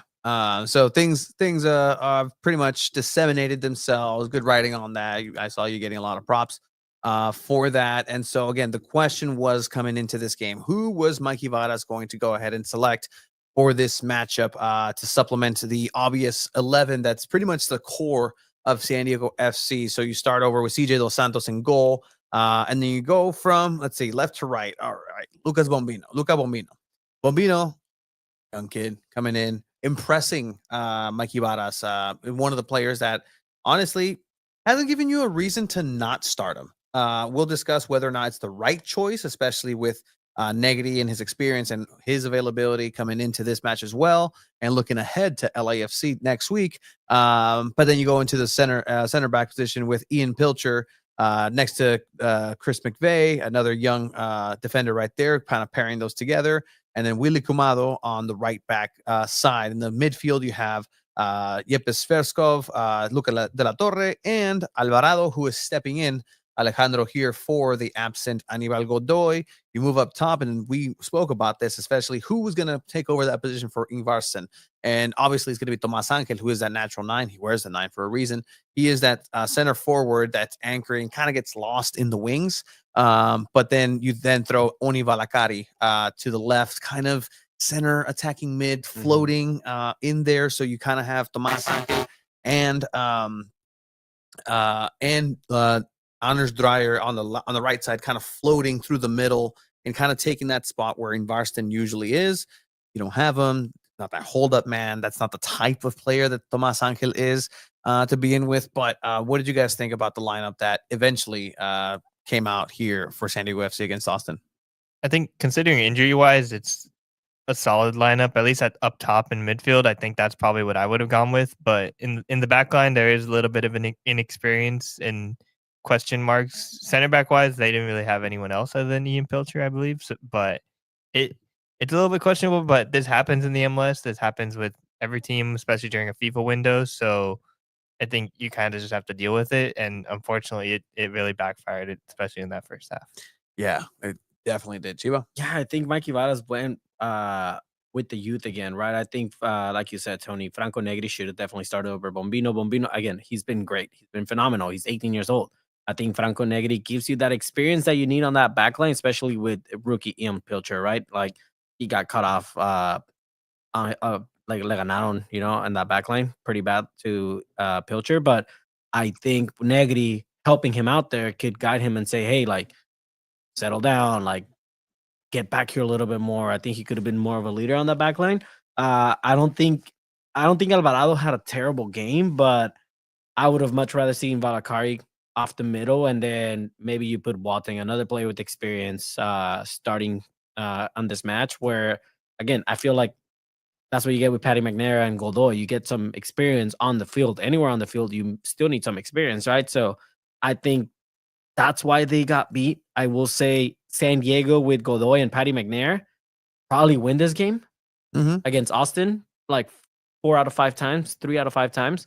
I think Austin played a good first half as well, and they definitely exposed San Diego very early. But I agree with something Mikey said. It's like they played their game, even with the kids, and you see it throughout the match. I mean, you get off to a losing start and you still wake up. Like, you still make this your game. You still win the possession battle. You still stay true to the play style that you have, and that play style is working.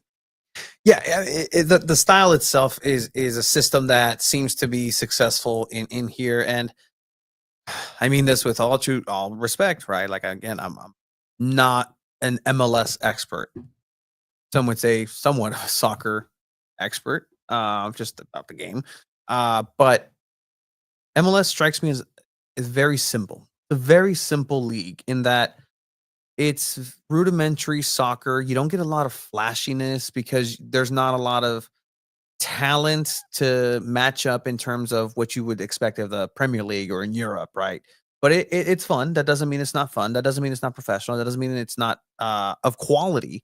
But it's very easy to have a system or have a player that just dominates in the league.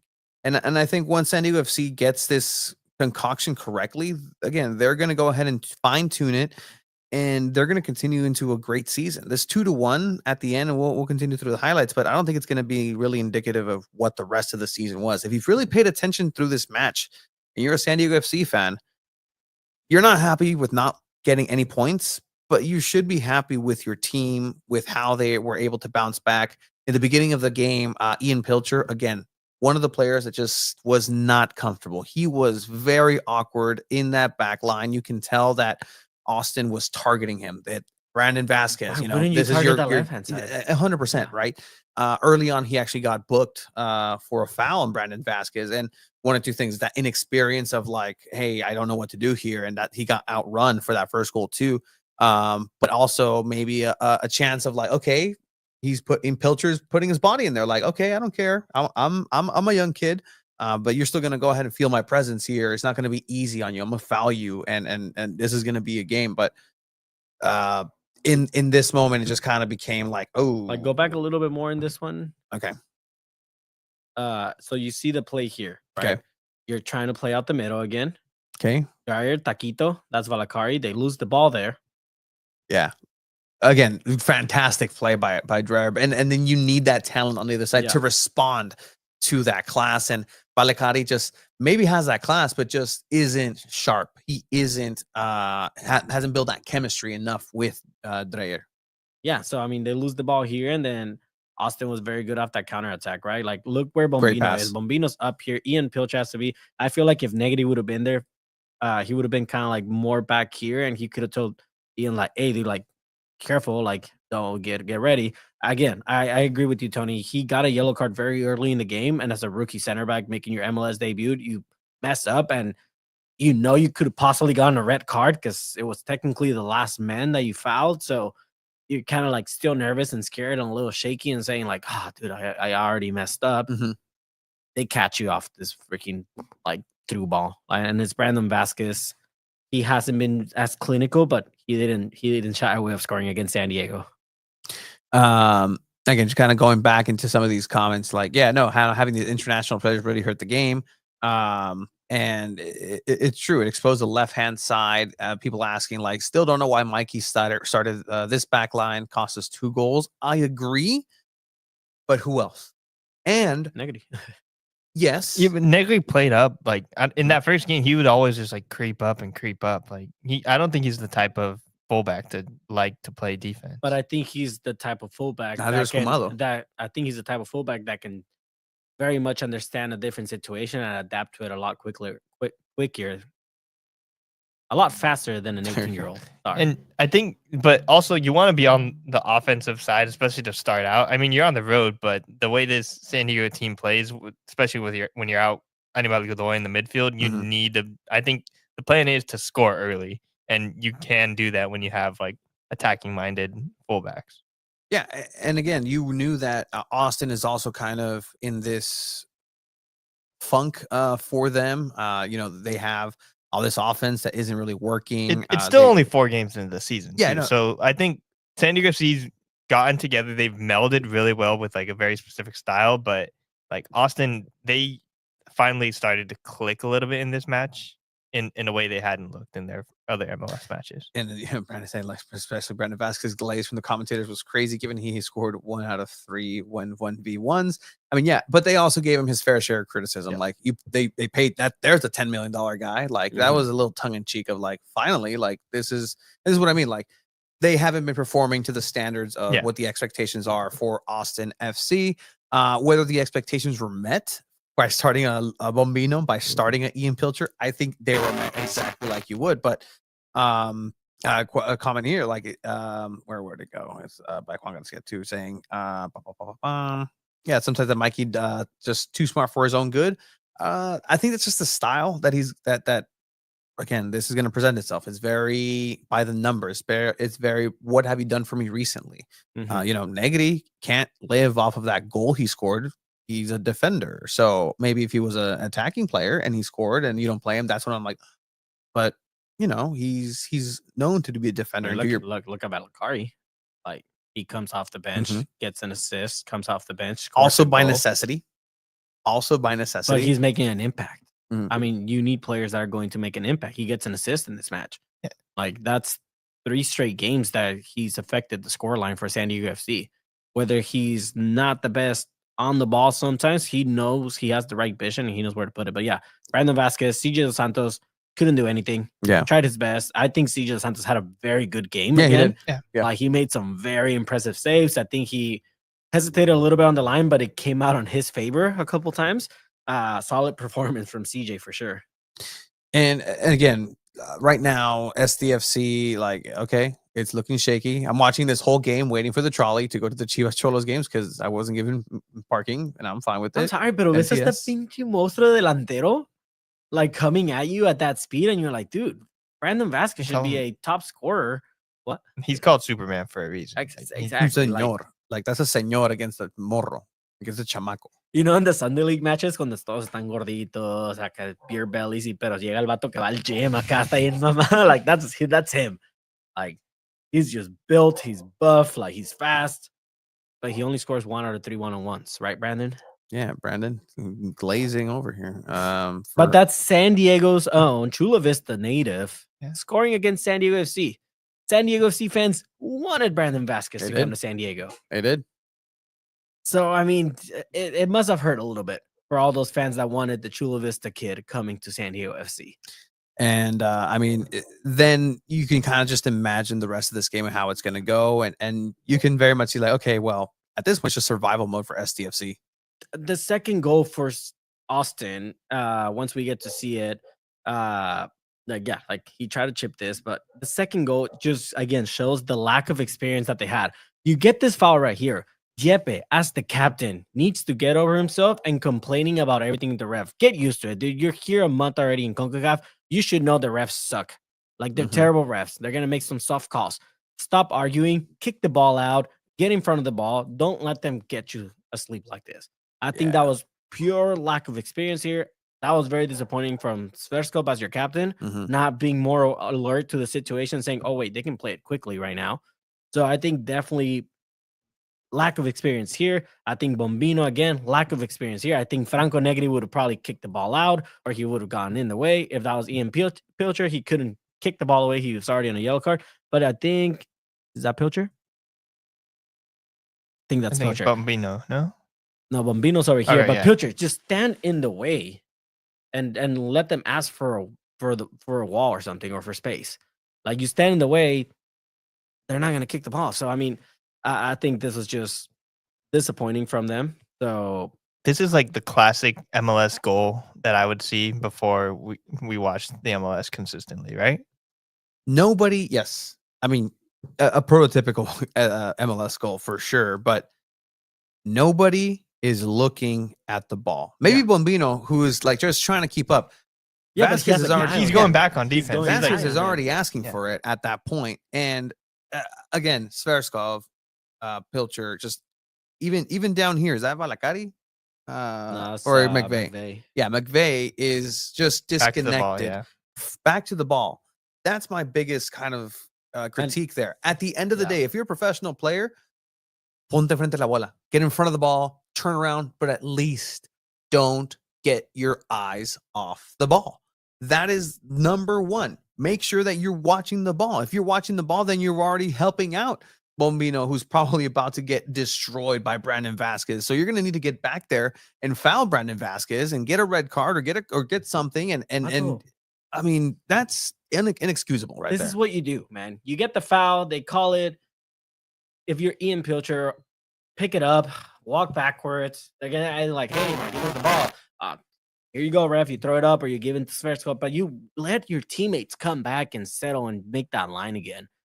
This was just lack of awareness, lack of experience.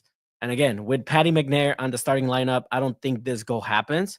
Again, with Patty McNair on this lineup, not even with Godoy, with Patty McNair, I think San Diego FC can pull off this win. With Godoy, they can definitely pull off this win.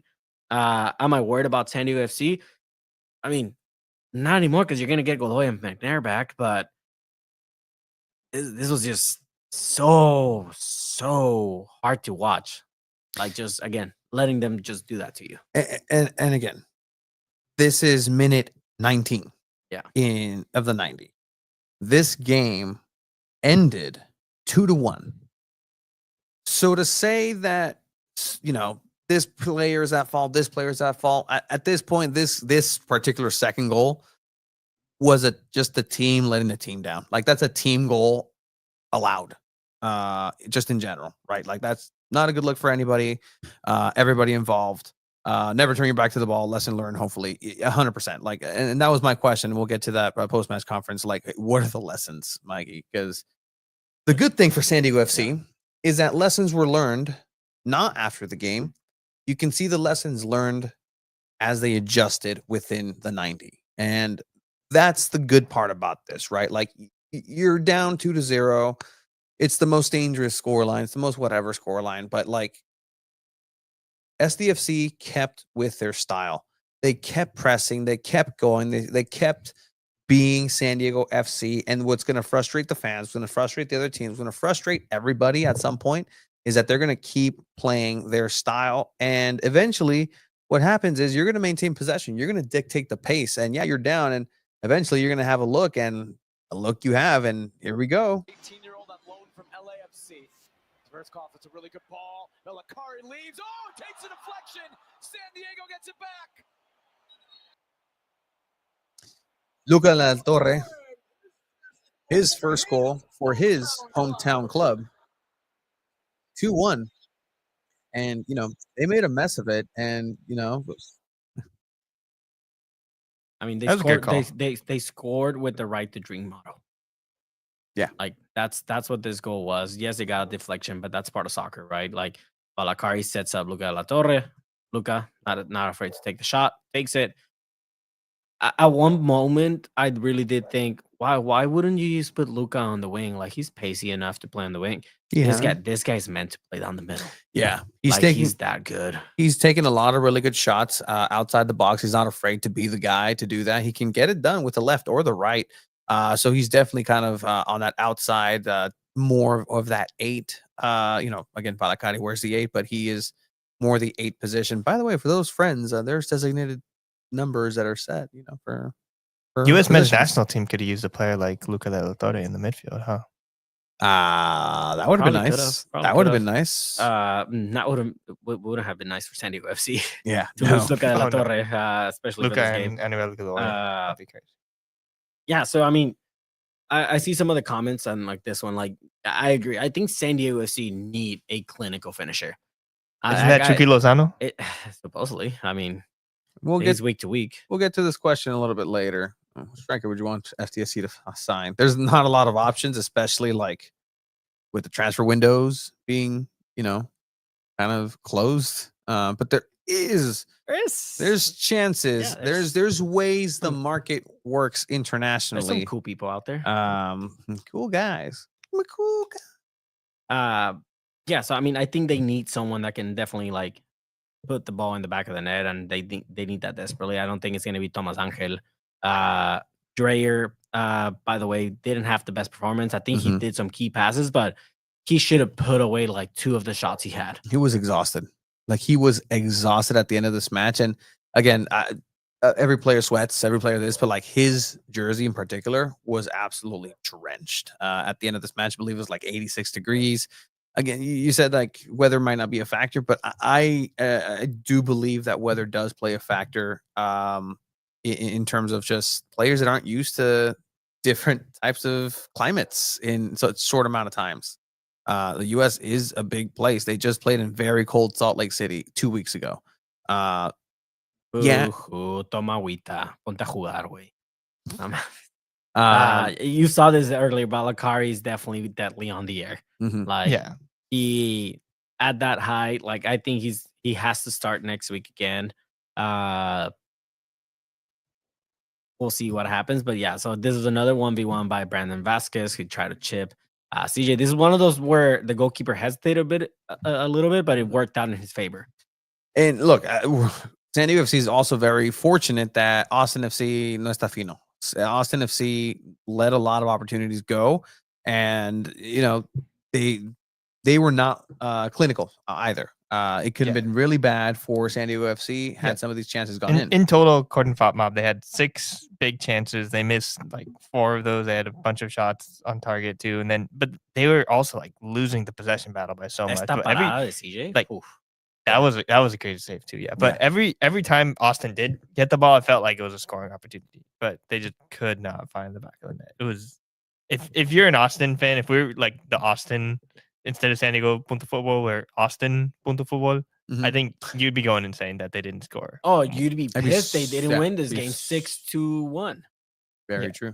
Very, very true. And again, to the credit of San Diego FC, they kept coming pressing forward, putting numbers up front, and Dreyer not having the best games, but also a good performance. Que pasesote de Valakari, dude. Like, yeah, that was a great Valakari needs to be a must start. At least while in varsity style. Like, this guy's just playing phenomenally. Like, I don't know what else to say. There's like, just not enough midfield for him, though. There's not enough midfield for the midfield that San Diego FC has in terms of its players. There just isn't, especially with Godoy coming back. Like, it's already packed. And play a 4-4-2, and Dreyer can also be a striker. He's pretty much standing there the whole time.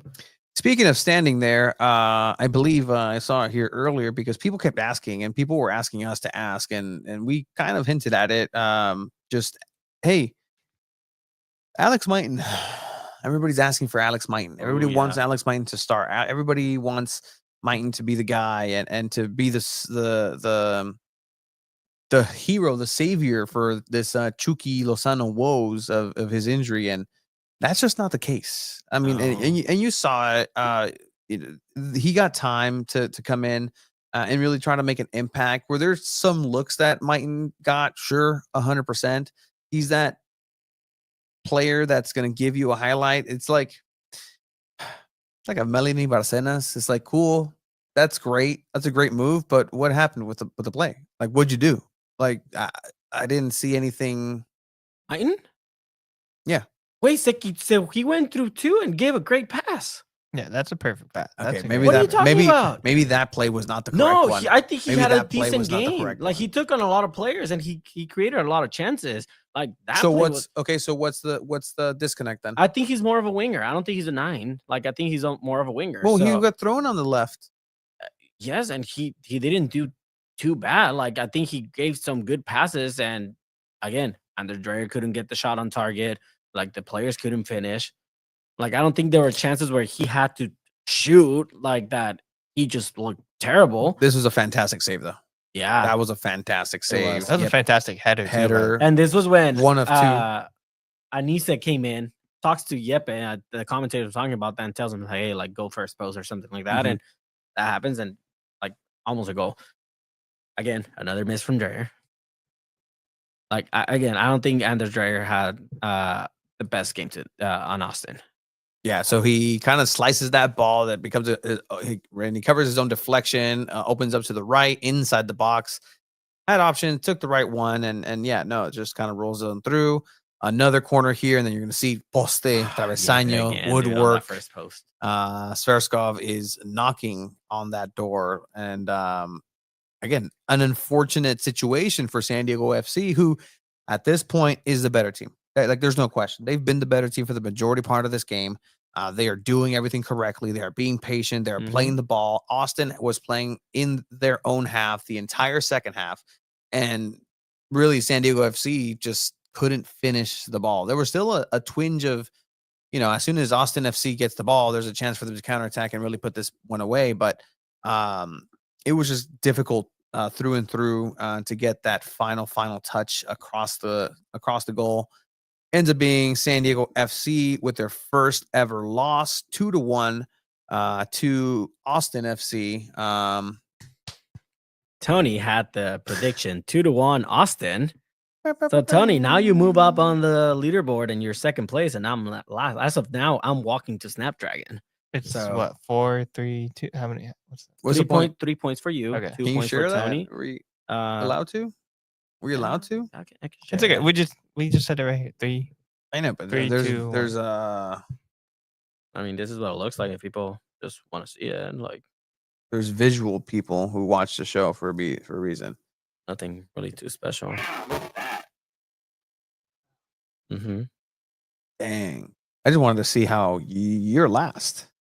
Yep. All Right right. here. Last right here. Wait, how do you have 3 points, Abe? Because he got this 2 points and then he Oh. got one right. Like Okay. this was the first time you were right in general. Hey, too. relax, last place. Okay. Me too. I was right once. Only at the 9. I mean, again, if he's at the 9, he'd be more of a Yeah. false 9 distributor. No, like I think you got it on point. Like Oni's an 8. Like, and he gives those through ball passes. He just needs someone that can definitely finish. Dreyer has definitely proved that he can finish and score the goal, but he just didn't have the best performance. Maybe it was the heat. I don't know. Maybe it was the heat. Es de Dinamarca el compa. So, like, le dio calorcito. All right. So again, on paper, statistically speaking, if you saw the stats for this game, you would have thought San Diego FC just ran away with this match. But they didn't. 2-1. The first ever loss. It was going to happen at some point. And I honestly think that it couldn't have come at a better time. This loss couldn't have happened at a better time because, again, you have every excuse in the book to be able to go to. And look, coming in first 5 matches of our existence, we really have only known each other for 3 months at this point, 2-3 months. The players, now I have international duties. Now I have a bunch of younger kids in there. To their credit, again, after the second goal, SDFC took over the game, and that includes the defense. They were struggling. They still had dangerous looks coming their way, but they quieted Austin FC down for the most part and still contributed on offense, just kind of being part of the system, moving up forward and being confident on the ball. And I think that's the side of the things that, most people will need to be able to take it from this game, is that at the end of the day, they played well. They were the better team, and the just result wasn't there. And I hate it when coaches say, I like the performance. I take performances over results, but this is when where I'll give SDFC kind of the pass because, and yeah, you didn't expect anything. I think if you came in and expected a win, I'd be shocked. Maybe expecting a tie, perhaps during the game. Yeah, no, I mean, you kind of have felt like okay, a tie and then a win. I could see this happening, but hey, what'd you think? Yeah, I think you've changed my mind over the course of the episode. Yes. Unfortunately, Yes. the whole better versus best thing. Yes, they were technically the better team, but Austin was the best team because they scored 2 goals and San Diego only scored 1. Correct. But they had a better performance, I guess. Yeah. Yeah. On that given day, they performed that game better. this day they performed They better at the performed- game of soccer. Yeah. But don't you perform better at the game of soccer when you score more goals though? No, you take advantage of the opportunities that were given to you. Okay. A race car. Okay. A race car performs better. A Mercedes performs better than a Ford. But the car that did the best was the one that had the better driver, the best driver. That's not always true. You don't watch F1. You need that's a bad I analogy. inject F1 into my veins, bro. McLaren had a good weekend, huh? Well, I mean, they're not necessarily the worst. If you look at the car that Verstappen has this year, Verstappen sucks this year. yeah, you well, are not it's paying that car. attention. It's that car. No, the Red Bull you know why he sucks. sucks? The Red Bull car sucks. Yeah. Oh yeah, they're making excuses now because Checo Perez is out, and they're being absolutely Liam Lawson's really bad this year. Yeah, it's tough look. Yeah, well, when you are trying to replace Checo Perez, not that easy. And they were just like, oh, He looked like he had the yips last year, though. It didn't look great for Checo. because of the car. Yeah, it was because of the car. And then he still made it back. All right, cool. Well, let's hear a little bit from. We're back. Let's hear a little You bit. should watch F1. F1's pretty exciting. I don't know. I tried. I like F1. I tried. We had virtual stat man, the great Sean Kelly, the F1 statistician for San Diego Loyal and Really F1. cool. Yeah. Like coolest dude. Like, Just you on his off couldn't- time, he's like in Saudi Arabia and Bahrain, like in these crazy places for these Grand Prix, and then it's like, oh yeah, I also spend my time watching the USL Championship and It making was stats. my favorite story when we had him on that during the pandemic. He's like a dude that's in Monaco in the yachts, wearing the Rolexes and living about Insane. it. Pandemic happens and he's a worker and he's like, I can't not work. And he went to work at Walmart here in San Diego. And you didn't know this? No. You didn't watch Two Balls on a Mic you back were then. still in high school. Still a kiddo. And so the F1 statistician was working at Walmart Yeah. for a good like 6 months, Stocking shelves. made homies, made compas, and told his friends when F1 comes back, I'm gonna go over to Monaco and wear the Walmart vest That's on a yacht, and that he did that. that's so Like, sick. it's so sick. Shout out Sean Kelly. We always keep you near and dear. But all right, cool. Let's hear a little bit from Mikey Vadas, and let's get to some of your comments on SDFC's first ever loss to Austin FC 2-1. What can you take away from this match? Obviously, they settled into the game well after the rocky start, but what lessons can you take from a young team into the rest of the season? And you saw them adapt well within the game as well. Yeah, definitely. I mean, the things that I'm proud about is we had a lot of guys, young guys, step in, and we were still us, right? True to our style of play, playing with initiative. We do have to take a reflection, the last couple of games, slower starts, and how we can start faster games. But I agree that they settled in well, and the lessons learned are same things that we've been thinking all season. One, we're going to be very good on the ball. I think we caused Austin a lot of trouble. We created clear chances. We played through the inside of them. We played around them. But we need to manage the transitions better. They created a lot of danger in transition. And then in our pressing, how well are we able to protect the space in behind? Gracias, safe travels. We can go with Christian next. Thank you. Hi, Coach. Christian Moraes, Christian from Territory MLS Brazil. Today's result was an example of how soccer can be a bit unfair at the times. San Diego had the control of the ball, managed to get to their opponent's goal, but ended up losing the game. Did the team fail to set up plays with more speed? This is football. Football is football. One team were ready to play more in transition and defend low. And our job was to solve the puzzle. We got very close multiple times. And as I mentioned earlier, I think the most important thing is if we can build off of the really good things we've done, which is really make it difficult for them to defend us in possession, and then add a little bit more solidity in terms of how we manage the transition moments, then I think we'll be in good shape. We can go with Charles. Charles, go ahead.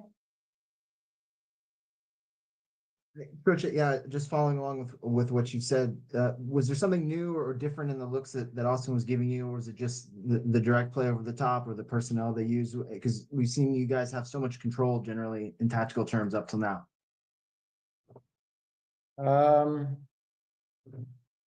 No, I mean, I think they caught us in transition. There's some clear learning moments. But at the end of the day, we controlled large portions of the match. I haven't looked at the stats yet, but the board said 70%, 30% possession. I know we played in their half, the whole second half. And it's about making sure that we have a good structure behind the ball in those moments, because they had forwards that were pretty smart in terms of moving into opposite spaces and then just playing in behind right away. They were quite direct with their transitions.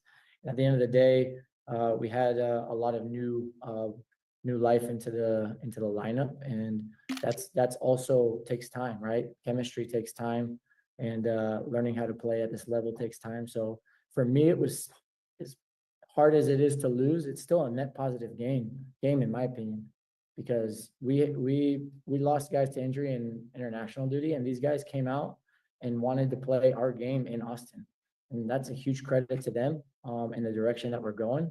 And so at the end of the day, I think football is sometimes you're better than the opponent at doing what you want to do versus what they want to do. And today, unfortunately. Hello. Just want to. And I mean, that was as good of a coach answer as you're going to get from Coach Mikey Varas. If we did speak to Yepes Perskov as well. And Luca de la Torre. And Luca you want de to la watch the Torre. whole thing, you can go to our YouTube channel or our website, sandiego.futbol. You tell them, Abe. Yeah. Go ahead and subscribe, guys, while you're at it, too. There you go. We're always trying to grow. Just angsty Luca de la Torre. I don't know why I chose that picture. I just thought it looked kind of funny. For some reason, Mikey Vadas is always staring like directly at the camera. At your soul? He's Yeah, he staring into your soul during these zooms. And Also you're like, in just in the press box, in the press post box, match, and then also in the media availability, like he's just making that eye he's contact. staring through you, and I don't mind it. Jonas does that as well. maybe we're just not used to people with blue eyes. Yeah, it's That's true. those recessive genes, bro. All right, La Secadora Dryer needed to step up. Yeah, he really wasn't able to step up. Need to see more from Angel Tomas Angel. Hopefully he can make a real impact versus LAFC, a former team of his. Yeah, no, I agree. Tomas Angel is one of those players that needs to kind of show a little bit more. He showed it a little bit in the first game, second game. He had a good assist and learned from his mistakes and adapted within the game, especially in the Galaxy one. Yeah, I think Godoy just makes his presence more known in the attacking front as well for San Diego FC, and that's something Alvarado couldn't really live up to. So I think once Godoy comes back, like you're gonna see that difference again in the midfield. So I think they'll be fine moving forward as long as they're able to have Godoy and McNair on the starting lineup. And looking at Juan Garcia saying like, yeah, no, I mean, Lofelson and Negri starting against LAFC.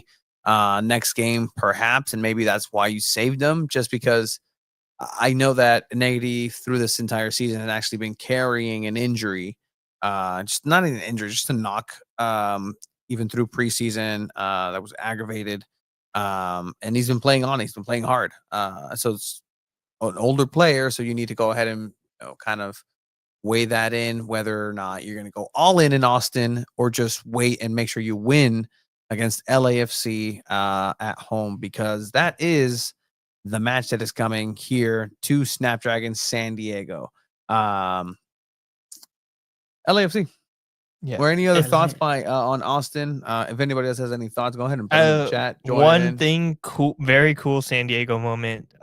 Brandon Vasquez subbed off for CJ Fadri. Brandon Vasquez, Chivas native CJ Fadri Coronado native. I think he went to school with Esteban, right? Esteban know and each other. Brandon. yeah. They all know each They're other. pals. They're on the YouTube channel and stuff. They're all friends. And I mean, CJ Fadri, San Diego Loyal Mhm. player, academy graduate, and then SDSU player.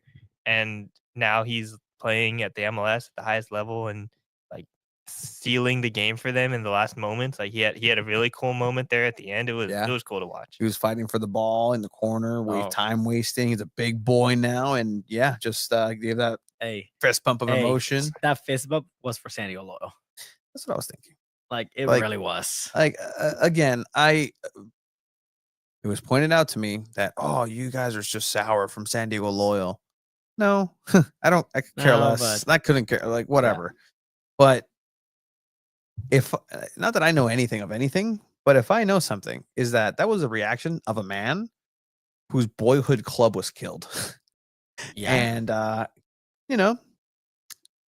maybe felt some sort of way. Officially, I can't say whether it is or not. Si Jackson but- Martinez le mete gol a la Liga MX, celebra por Chiapas. Yeah. Oh, 100%. 100%. What a reference. Yeah. Crazy. Okay, no, so- Andres Reyes. What's up with Andres Reyes? I do think he had a bit of a knock on his knee.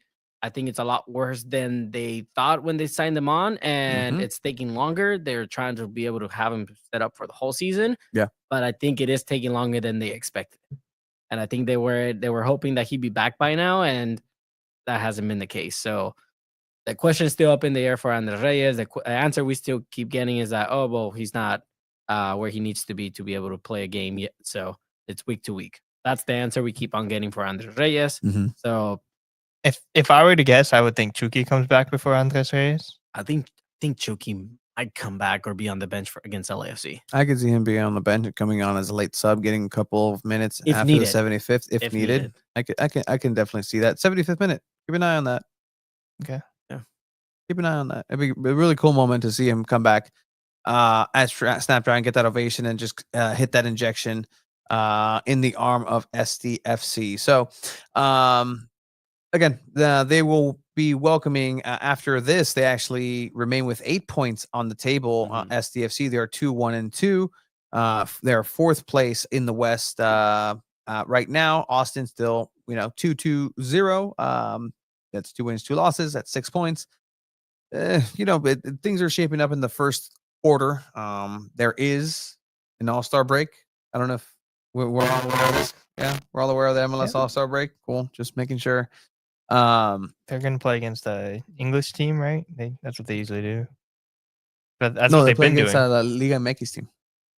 The Really? Liga MX also. Yeah, it's Liga MX also against MLS. Yeah. So Great. yeah, you don't sound enthused.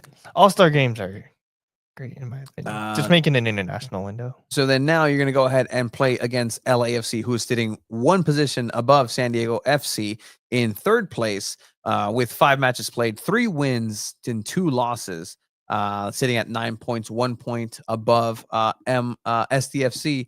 So, this is one of these matches that's a circle your matches on.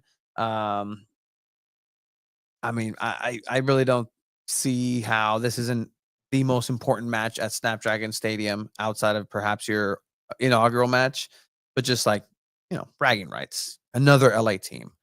From what I've seen, and I saw the comments earlier too, like there's people that are buying tickets. LAFC is going to come in numbers. Like they are blacking out, black and golding areas of Snapdragon Stadium strategically. It's going to be a very interesting outing. There's also people who are buying supporter tickets just because they're cheaper. And somebody asked, what are our thoughts on that? Just really quickly. My thoughts are that's on the Independent Supporters Union to make sure that those people either come in and jump in and support or get them out. It's your thing. It's your thing. Work with the club. Yeah, I mean, it would be a shame to see it become like a Dodger-Padres game where the Dodgers is gonna take over the fan base and they pack Petco Park, right? So hopefully the San Diego community shows up for this match because this is going to be another big test for San Diego FC. LAFC are coming off a 2-0 win this weekend. They have very, very, very good players on the wings. They have Cengiz Under, who started this past weekend. He's The Turkish player that we talked about at work with the pal that's from Turkey. We actually did. He's coming on loan from Fenerbahce. He played for Marseille. He's only 27 years old. Like, one could pretty much argue that this guy's just as good, if not probably better than Anders Dreyer. Yeah, I mean, there's a lot of talent that is kind of being overlooked. And Anders Dreyer is going to have to go ahead and have a bounce back game too. Because again, if Chucky isn't there, that's another game that you have to rely on the talent of your only DP. And we saw what happens when a lot of the attention is focused on Dreyer. And even then, he was still able to get looks, to get open, to give himself some space enough for a shot. So that's how lethal Anders Dreyer is. But outside of that, I need to see more from the team. And then LAFC also have David Martinez, Venezolano, 19-year-old. He is killing it. That dude is a freaking baller, 19 years old. Got his first cap in 2023 for Venezuela. This guy's just 2 goals already into the season. This past weekend scores Pinchuela. So también, that could have been easily been a goal of the week. But so it's going to be interesting to see how Mikey Varas lines up against these players. They're also facing, World Cup winner Hugo Lloris on goal. So that's going to be a fun one to watch. But again, you get Godoy back, you get Patty McNair back. San Diego FC with this key players, I'm gonna not even mention Ingvarsen, right? He's a player. He wasn't making the biggest difference on the field. I feel like even with Tomas Angel and you have Balakari play kind of like how he played this last week, I feel like that's an even more dangerous attacking team than having Ingvarsen on. He wasn't really getting used to the system or playing the way he should have been playing. So I think San Diego FC definitely have a chance at a fighting battle against LAFC. Okay. Prediction. Are we all doing it at the same time, or how are we doing this week? Let's let Tony go first since he got it right last week. Okay. So he gets to pick first. Okay. Are we yeah. Should we do a rule where we can't repeat the same score? No. Okay. No. Cool. Honor system, guys. Honor system. I know mine. I'm not gonna switch it right now. I bet. Yeah. Okay. I know mine too. I'm actually gonna type mine in before, just so you guys don't say I switched it. I'll do that too. San Diego FC is going to go ahead and welcome LAFC, the I think more sibling club up north than perhaps LA Galaxy. They're much more similar stories. Much like in Harry Potter, Voldemort shares the core of the Phoenix as Harry, and those two wands share a special bond, much in the same way that both clubs share a special Tom. That was good. Oh, wow. That was good. Good for you. Good for you. That was fucking fantastic. I know they're watching this and then no, and they're like, that's good. Tom Penn's like, Tom Penn is Tom Riddle. Dang. Oh, I didn't even think about that. Damn. Wow. Oh wow. I thought that No, I didn't even unintentionally. I just No, that's thought exactly what it was. Anyway, LAFC is going to go ahead and come in. They're going to bring 32-52. They're going to bring the best competition for Frontera San Diego. They're going to go ahead and be loud, boisterous. They're going to be flashy. They're going to try to own. They're going to go ahead and come in and tie 1-1 against San Diego FC. San Diego FC is going to wait for their first victory at home. You want to say yours and mine's at the same time? Okay. 1, 2, 3. 2-1 win. Oh, I What'd think you say? 2-2 tie. Okay. Abe says a 2. I think this is the first time I'm predicting a home win as well. Okay. The reason why I say this is because LAFC have a humongous match on Wednesday. They play in the CONCACAF Champions Cup, one of the CONCACAF things against Inter Miami, which is about as big a game as you can have. You're going to play against. But it's also home 2 hours away. You're still going to play your starters against San Diego. Yeah, but you're not going to play your starters for a full 90 minutes. You still can. It's because 3 we'll take days care of rest. business. And It's 3 days rest. You get Sunday off. You have a light practice Monday. You practice Tuesday again. 3 days rest is a lot. I still think, and you're not really traveling on a plane, on a flight. You're not getting a day of traveling. I think we're still going to see a lot of starters getting 90 minutes. Have also played in other midweek matches and other tournaments. They had to play Columbus and they had to play Seattle, I think, and some other tournaments. So LAFC have been playing a lot of games. I think they're going to be a little bit thinned out. And I don't want to say MLS doesn't matter as much as these tournaments, but these tournaments are super important. And they're going to take that a little bit more seriously than a regular season MLS game. I know it's the Western Conference, but they have so many games. They're going to make the playoffs no matter what. So I think this is a good chance for San Diego FC to just lock in, stay together, be compact, and take advantage of this. They've been like fighting for a win for so long. I think it has to come eventually, and I just think this is the day. What do you mean it has to come eventually? They got it. Just not away. A win, just away. Not a win at home, but I mean, and also the fans. I don't think that's gonna have an impact on the game. If I'm being honest, like they have the 32-52 travels really well, and they're gonna definitely hear that support. But I don't think that changes that much on the field. Well, either way, San Diego's going to have to hold their ground here in San Diego because this is going to be a good matchup. At the end of the day, this is SD versus LA, LA versus SD, and for sure.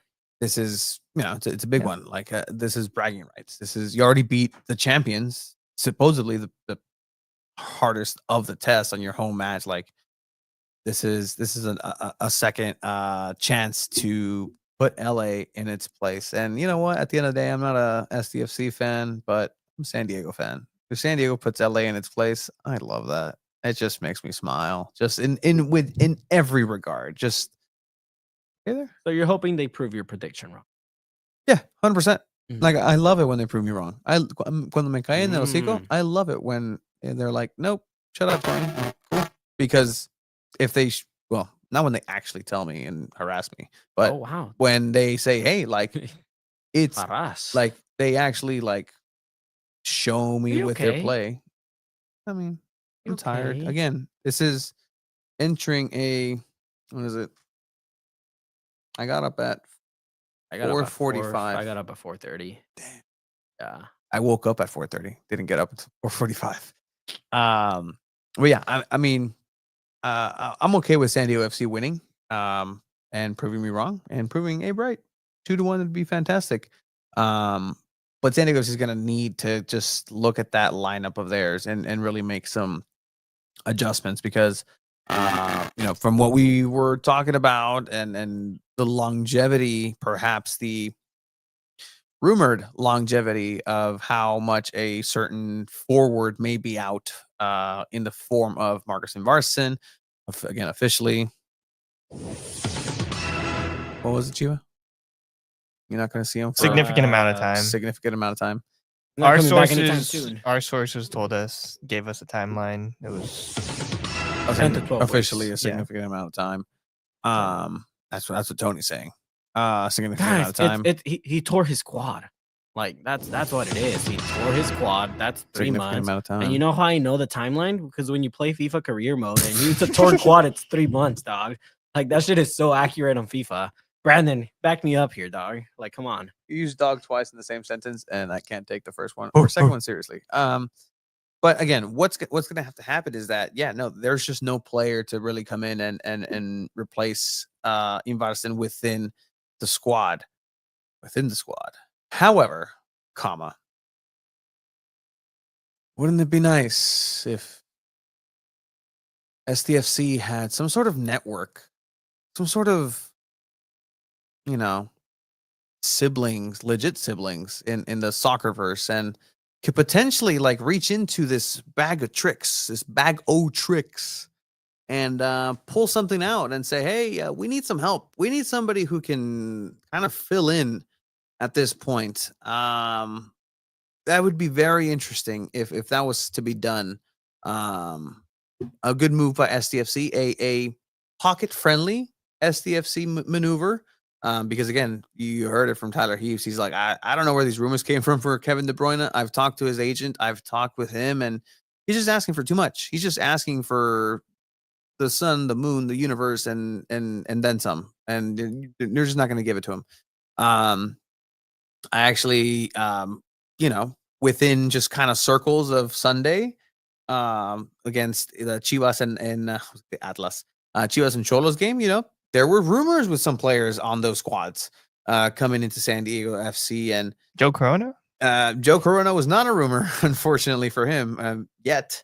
Another homecoming, perhaps, but look, I think we all kind of knew, and it was public that we had some sources, plural, that had pointed to Guti, the midfielder in Chivas, and that just didn't happen. And I got confirmation that it was 100% on the table, and Chivas just said no. Chivas said no because it was too expensive. We've talked about this already, but they're to say San Diego is very money savvy. And they got the GAM, they got the TAM, they got the money to do almost whatever they want with it, but that's not going to mean that they're going to do it. And for right now, I think the most interesting strategy would be to reach into that bag of tricks and maybe pull out some sort of,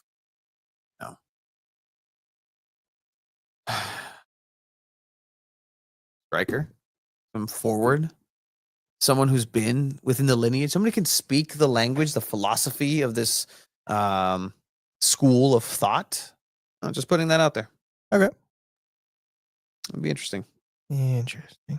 Muy interesante. What do you think, Chiva? Yeah, that'd be pretty cool. That'd be pretty cool. That'd be pretty cool. That'd be pretty cool. If only that. If If only. only there was a Dude, sibling. Don't say dog again. Like it bothered me like the first 2 times.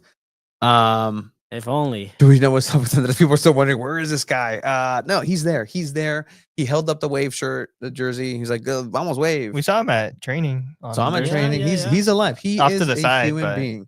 yeah. He is a human being. Cade Cowell, tranquilo. El tranquilo. vaquero. Te quedan Oh, Chivas. the return of Did he play? Huh? Did he play? Eh. Was he fast? I will say right now, though, San Diego FC, from what I saw on Sunday from Chivas and Cholos, Le meten a paliza. Chivas. San Diego FC beats both of their teams Ah, they're both garbage. handedly. They're both garbage. dude. Handedly. Like, Yeah. compliment to STFC. Take note. Compliment to STFC. They're- They would beat Chivas and Cholos. They're gonna play Cholos. 1, 2, 3. 3 of us put together could probably be Cholos right now. Yeah, I mean, that's true. yeah, they're just they have a Yeah. phantom manager and Loco Abreu. Like, Dudu Kaka. but yeah, Whoa. I mean, people can figure it out if they want, but If only. if only, Oh wow. If only. leg injury. It's just his leg injury. Yeah, leg, Can just be leg. specific. Esteban's getting signed. Hey, congratulations, Esteban Toscano, new striker for San Sure, Diego. you're gonna get a phone FC. call. That Dropping was the supposed to be, gloves, deciding to retire as a goalkeeper. Yeah. Esteban is going to move up. into the- 100%. He got the confidence for winning the YMCA Community Cup. Yeah. Oh, he won. So you admit that Team Black rightfully earned that victory. pull out the trophy. Yeah, because I destroyed it.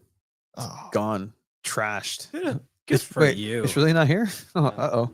I need to return that. Was a chant uttered at the Chivas Cholos game? No.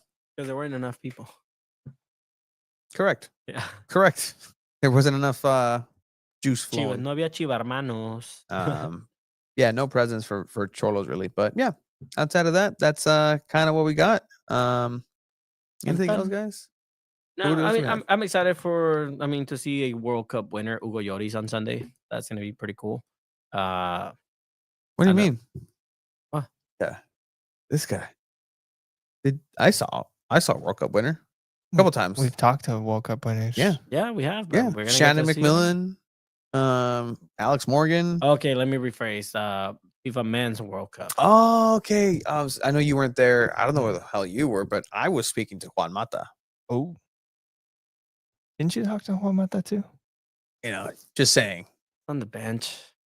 Oh, that's just I think a little closer than you would ever be. To saying I'm a World Cup winner.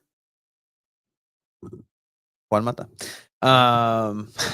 Legend of my club, Man United. Owner of San Diego FC now, right? Yeah. Technically. Part owner. From what I understand, also has watched the show. Hey, he's still a player. Can SDFC just sign their owner on a loan? Is that a conflict of interest? Is that possible? I mean, I've seen it like Hey, in other countries. soy tu I mean, jefe. Pásame la pelota. Doesn't like Messi have like ownership too, technically? So I mean, he could sub himself onto any MLS team. He could go in and just say, "Hey, hey, Darren, I'm doing commentary today, so buzz off." Shout out to Darren and Adrian doing commentary. Adrian was on the call for the Mexico game. Yes, he for- was. It was, That was he was Adrian. really good. I Yeah. know I listened to most of it in Spanish, but I switched over for like a short little bit while I was just like walking around, and he's so good. They also have Giroud.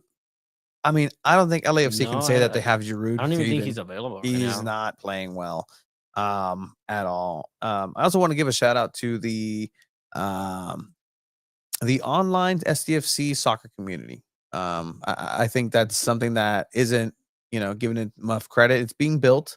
There's different avenues, nooks and crannies. I know you guys have been out there and active. Like there's a very big Facebook group of people, and there's a good, active, healthy, robust Reddit out there as well. And it's just really cool to seeing that community start getting built and start inner workings. And shout out to everybody who's moderating these things and having the time to do that, because again, it's part of the building of a club and a culture in the city. It's just these little things coming together.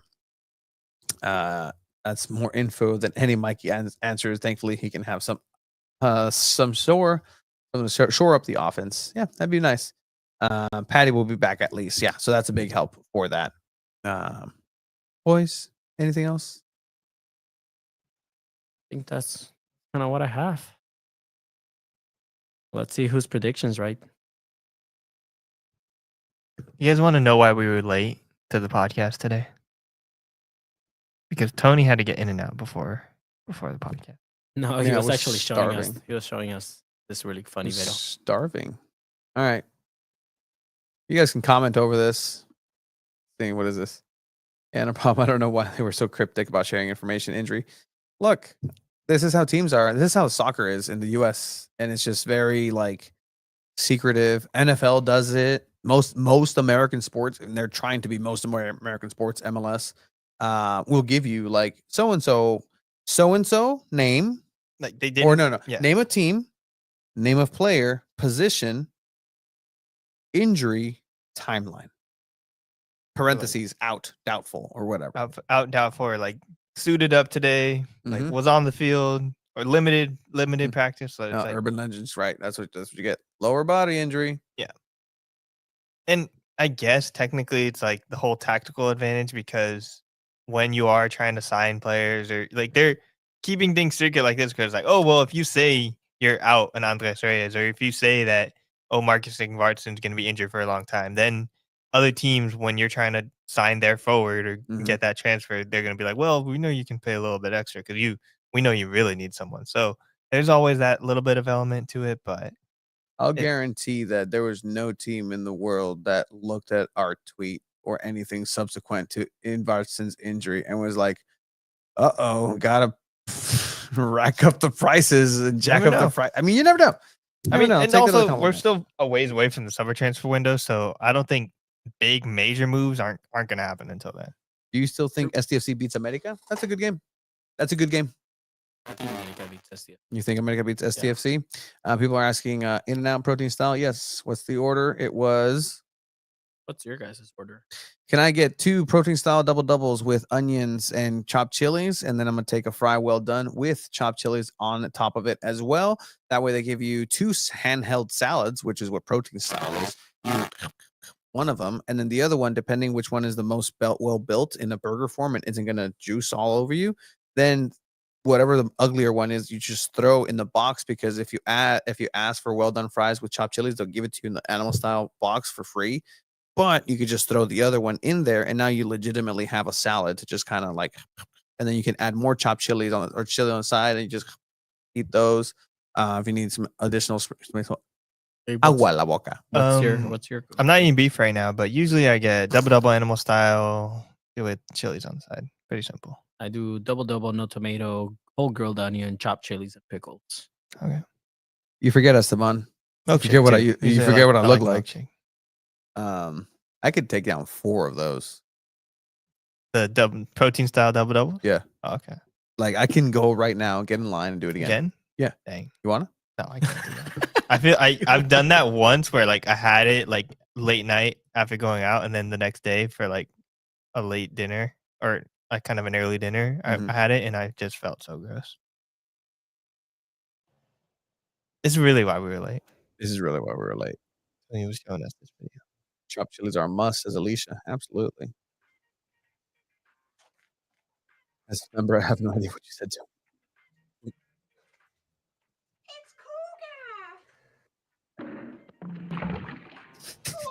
I love how much this tickles you. Hey. I feel like that's your spirit animal. Odd way. Kind of your loneliness. Beat is fantastic.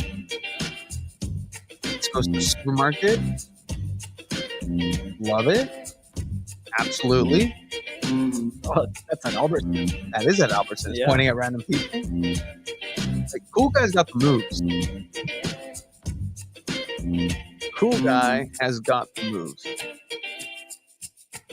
This is the dumbest show.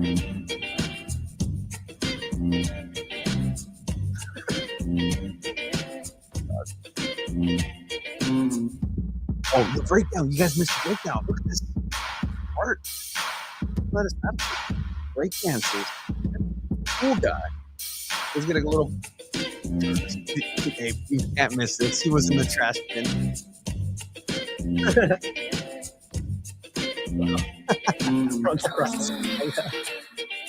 He's a magnet. A magnet.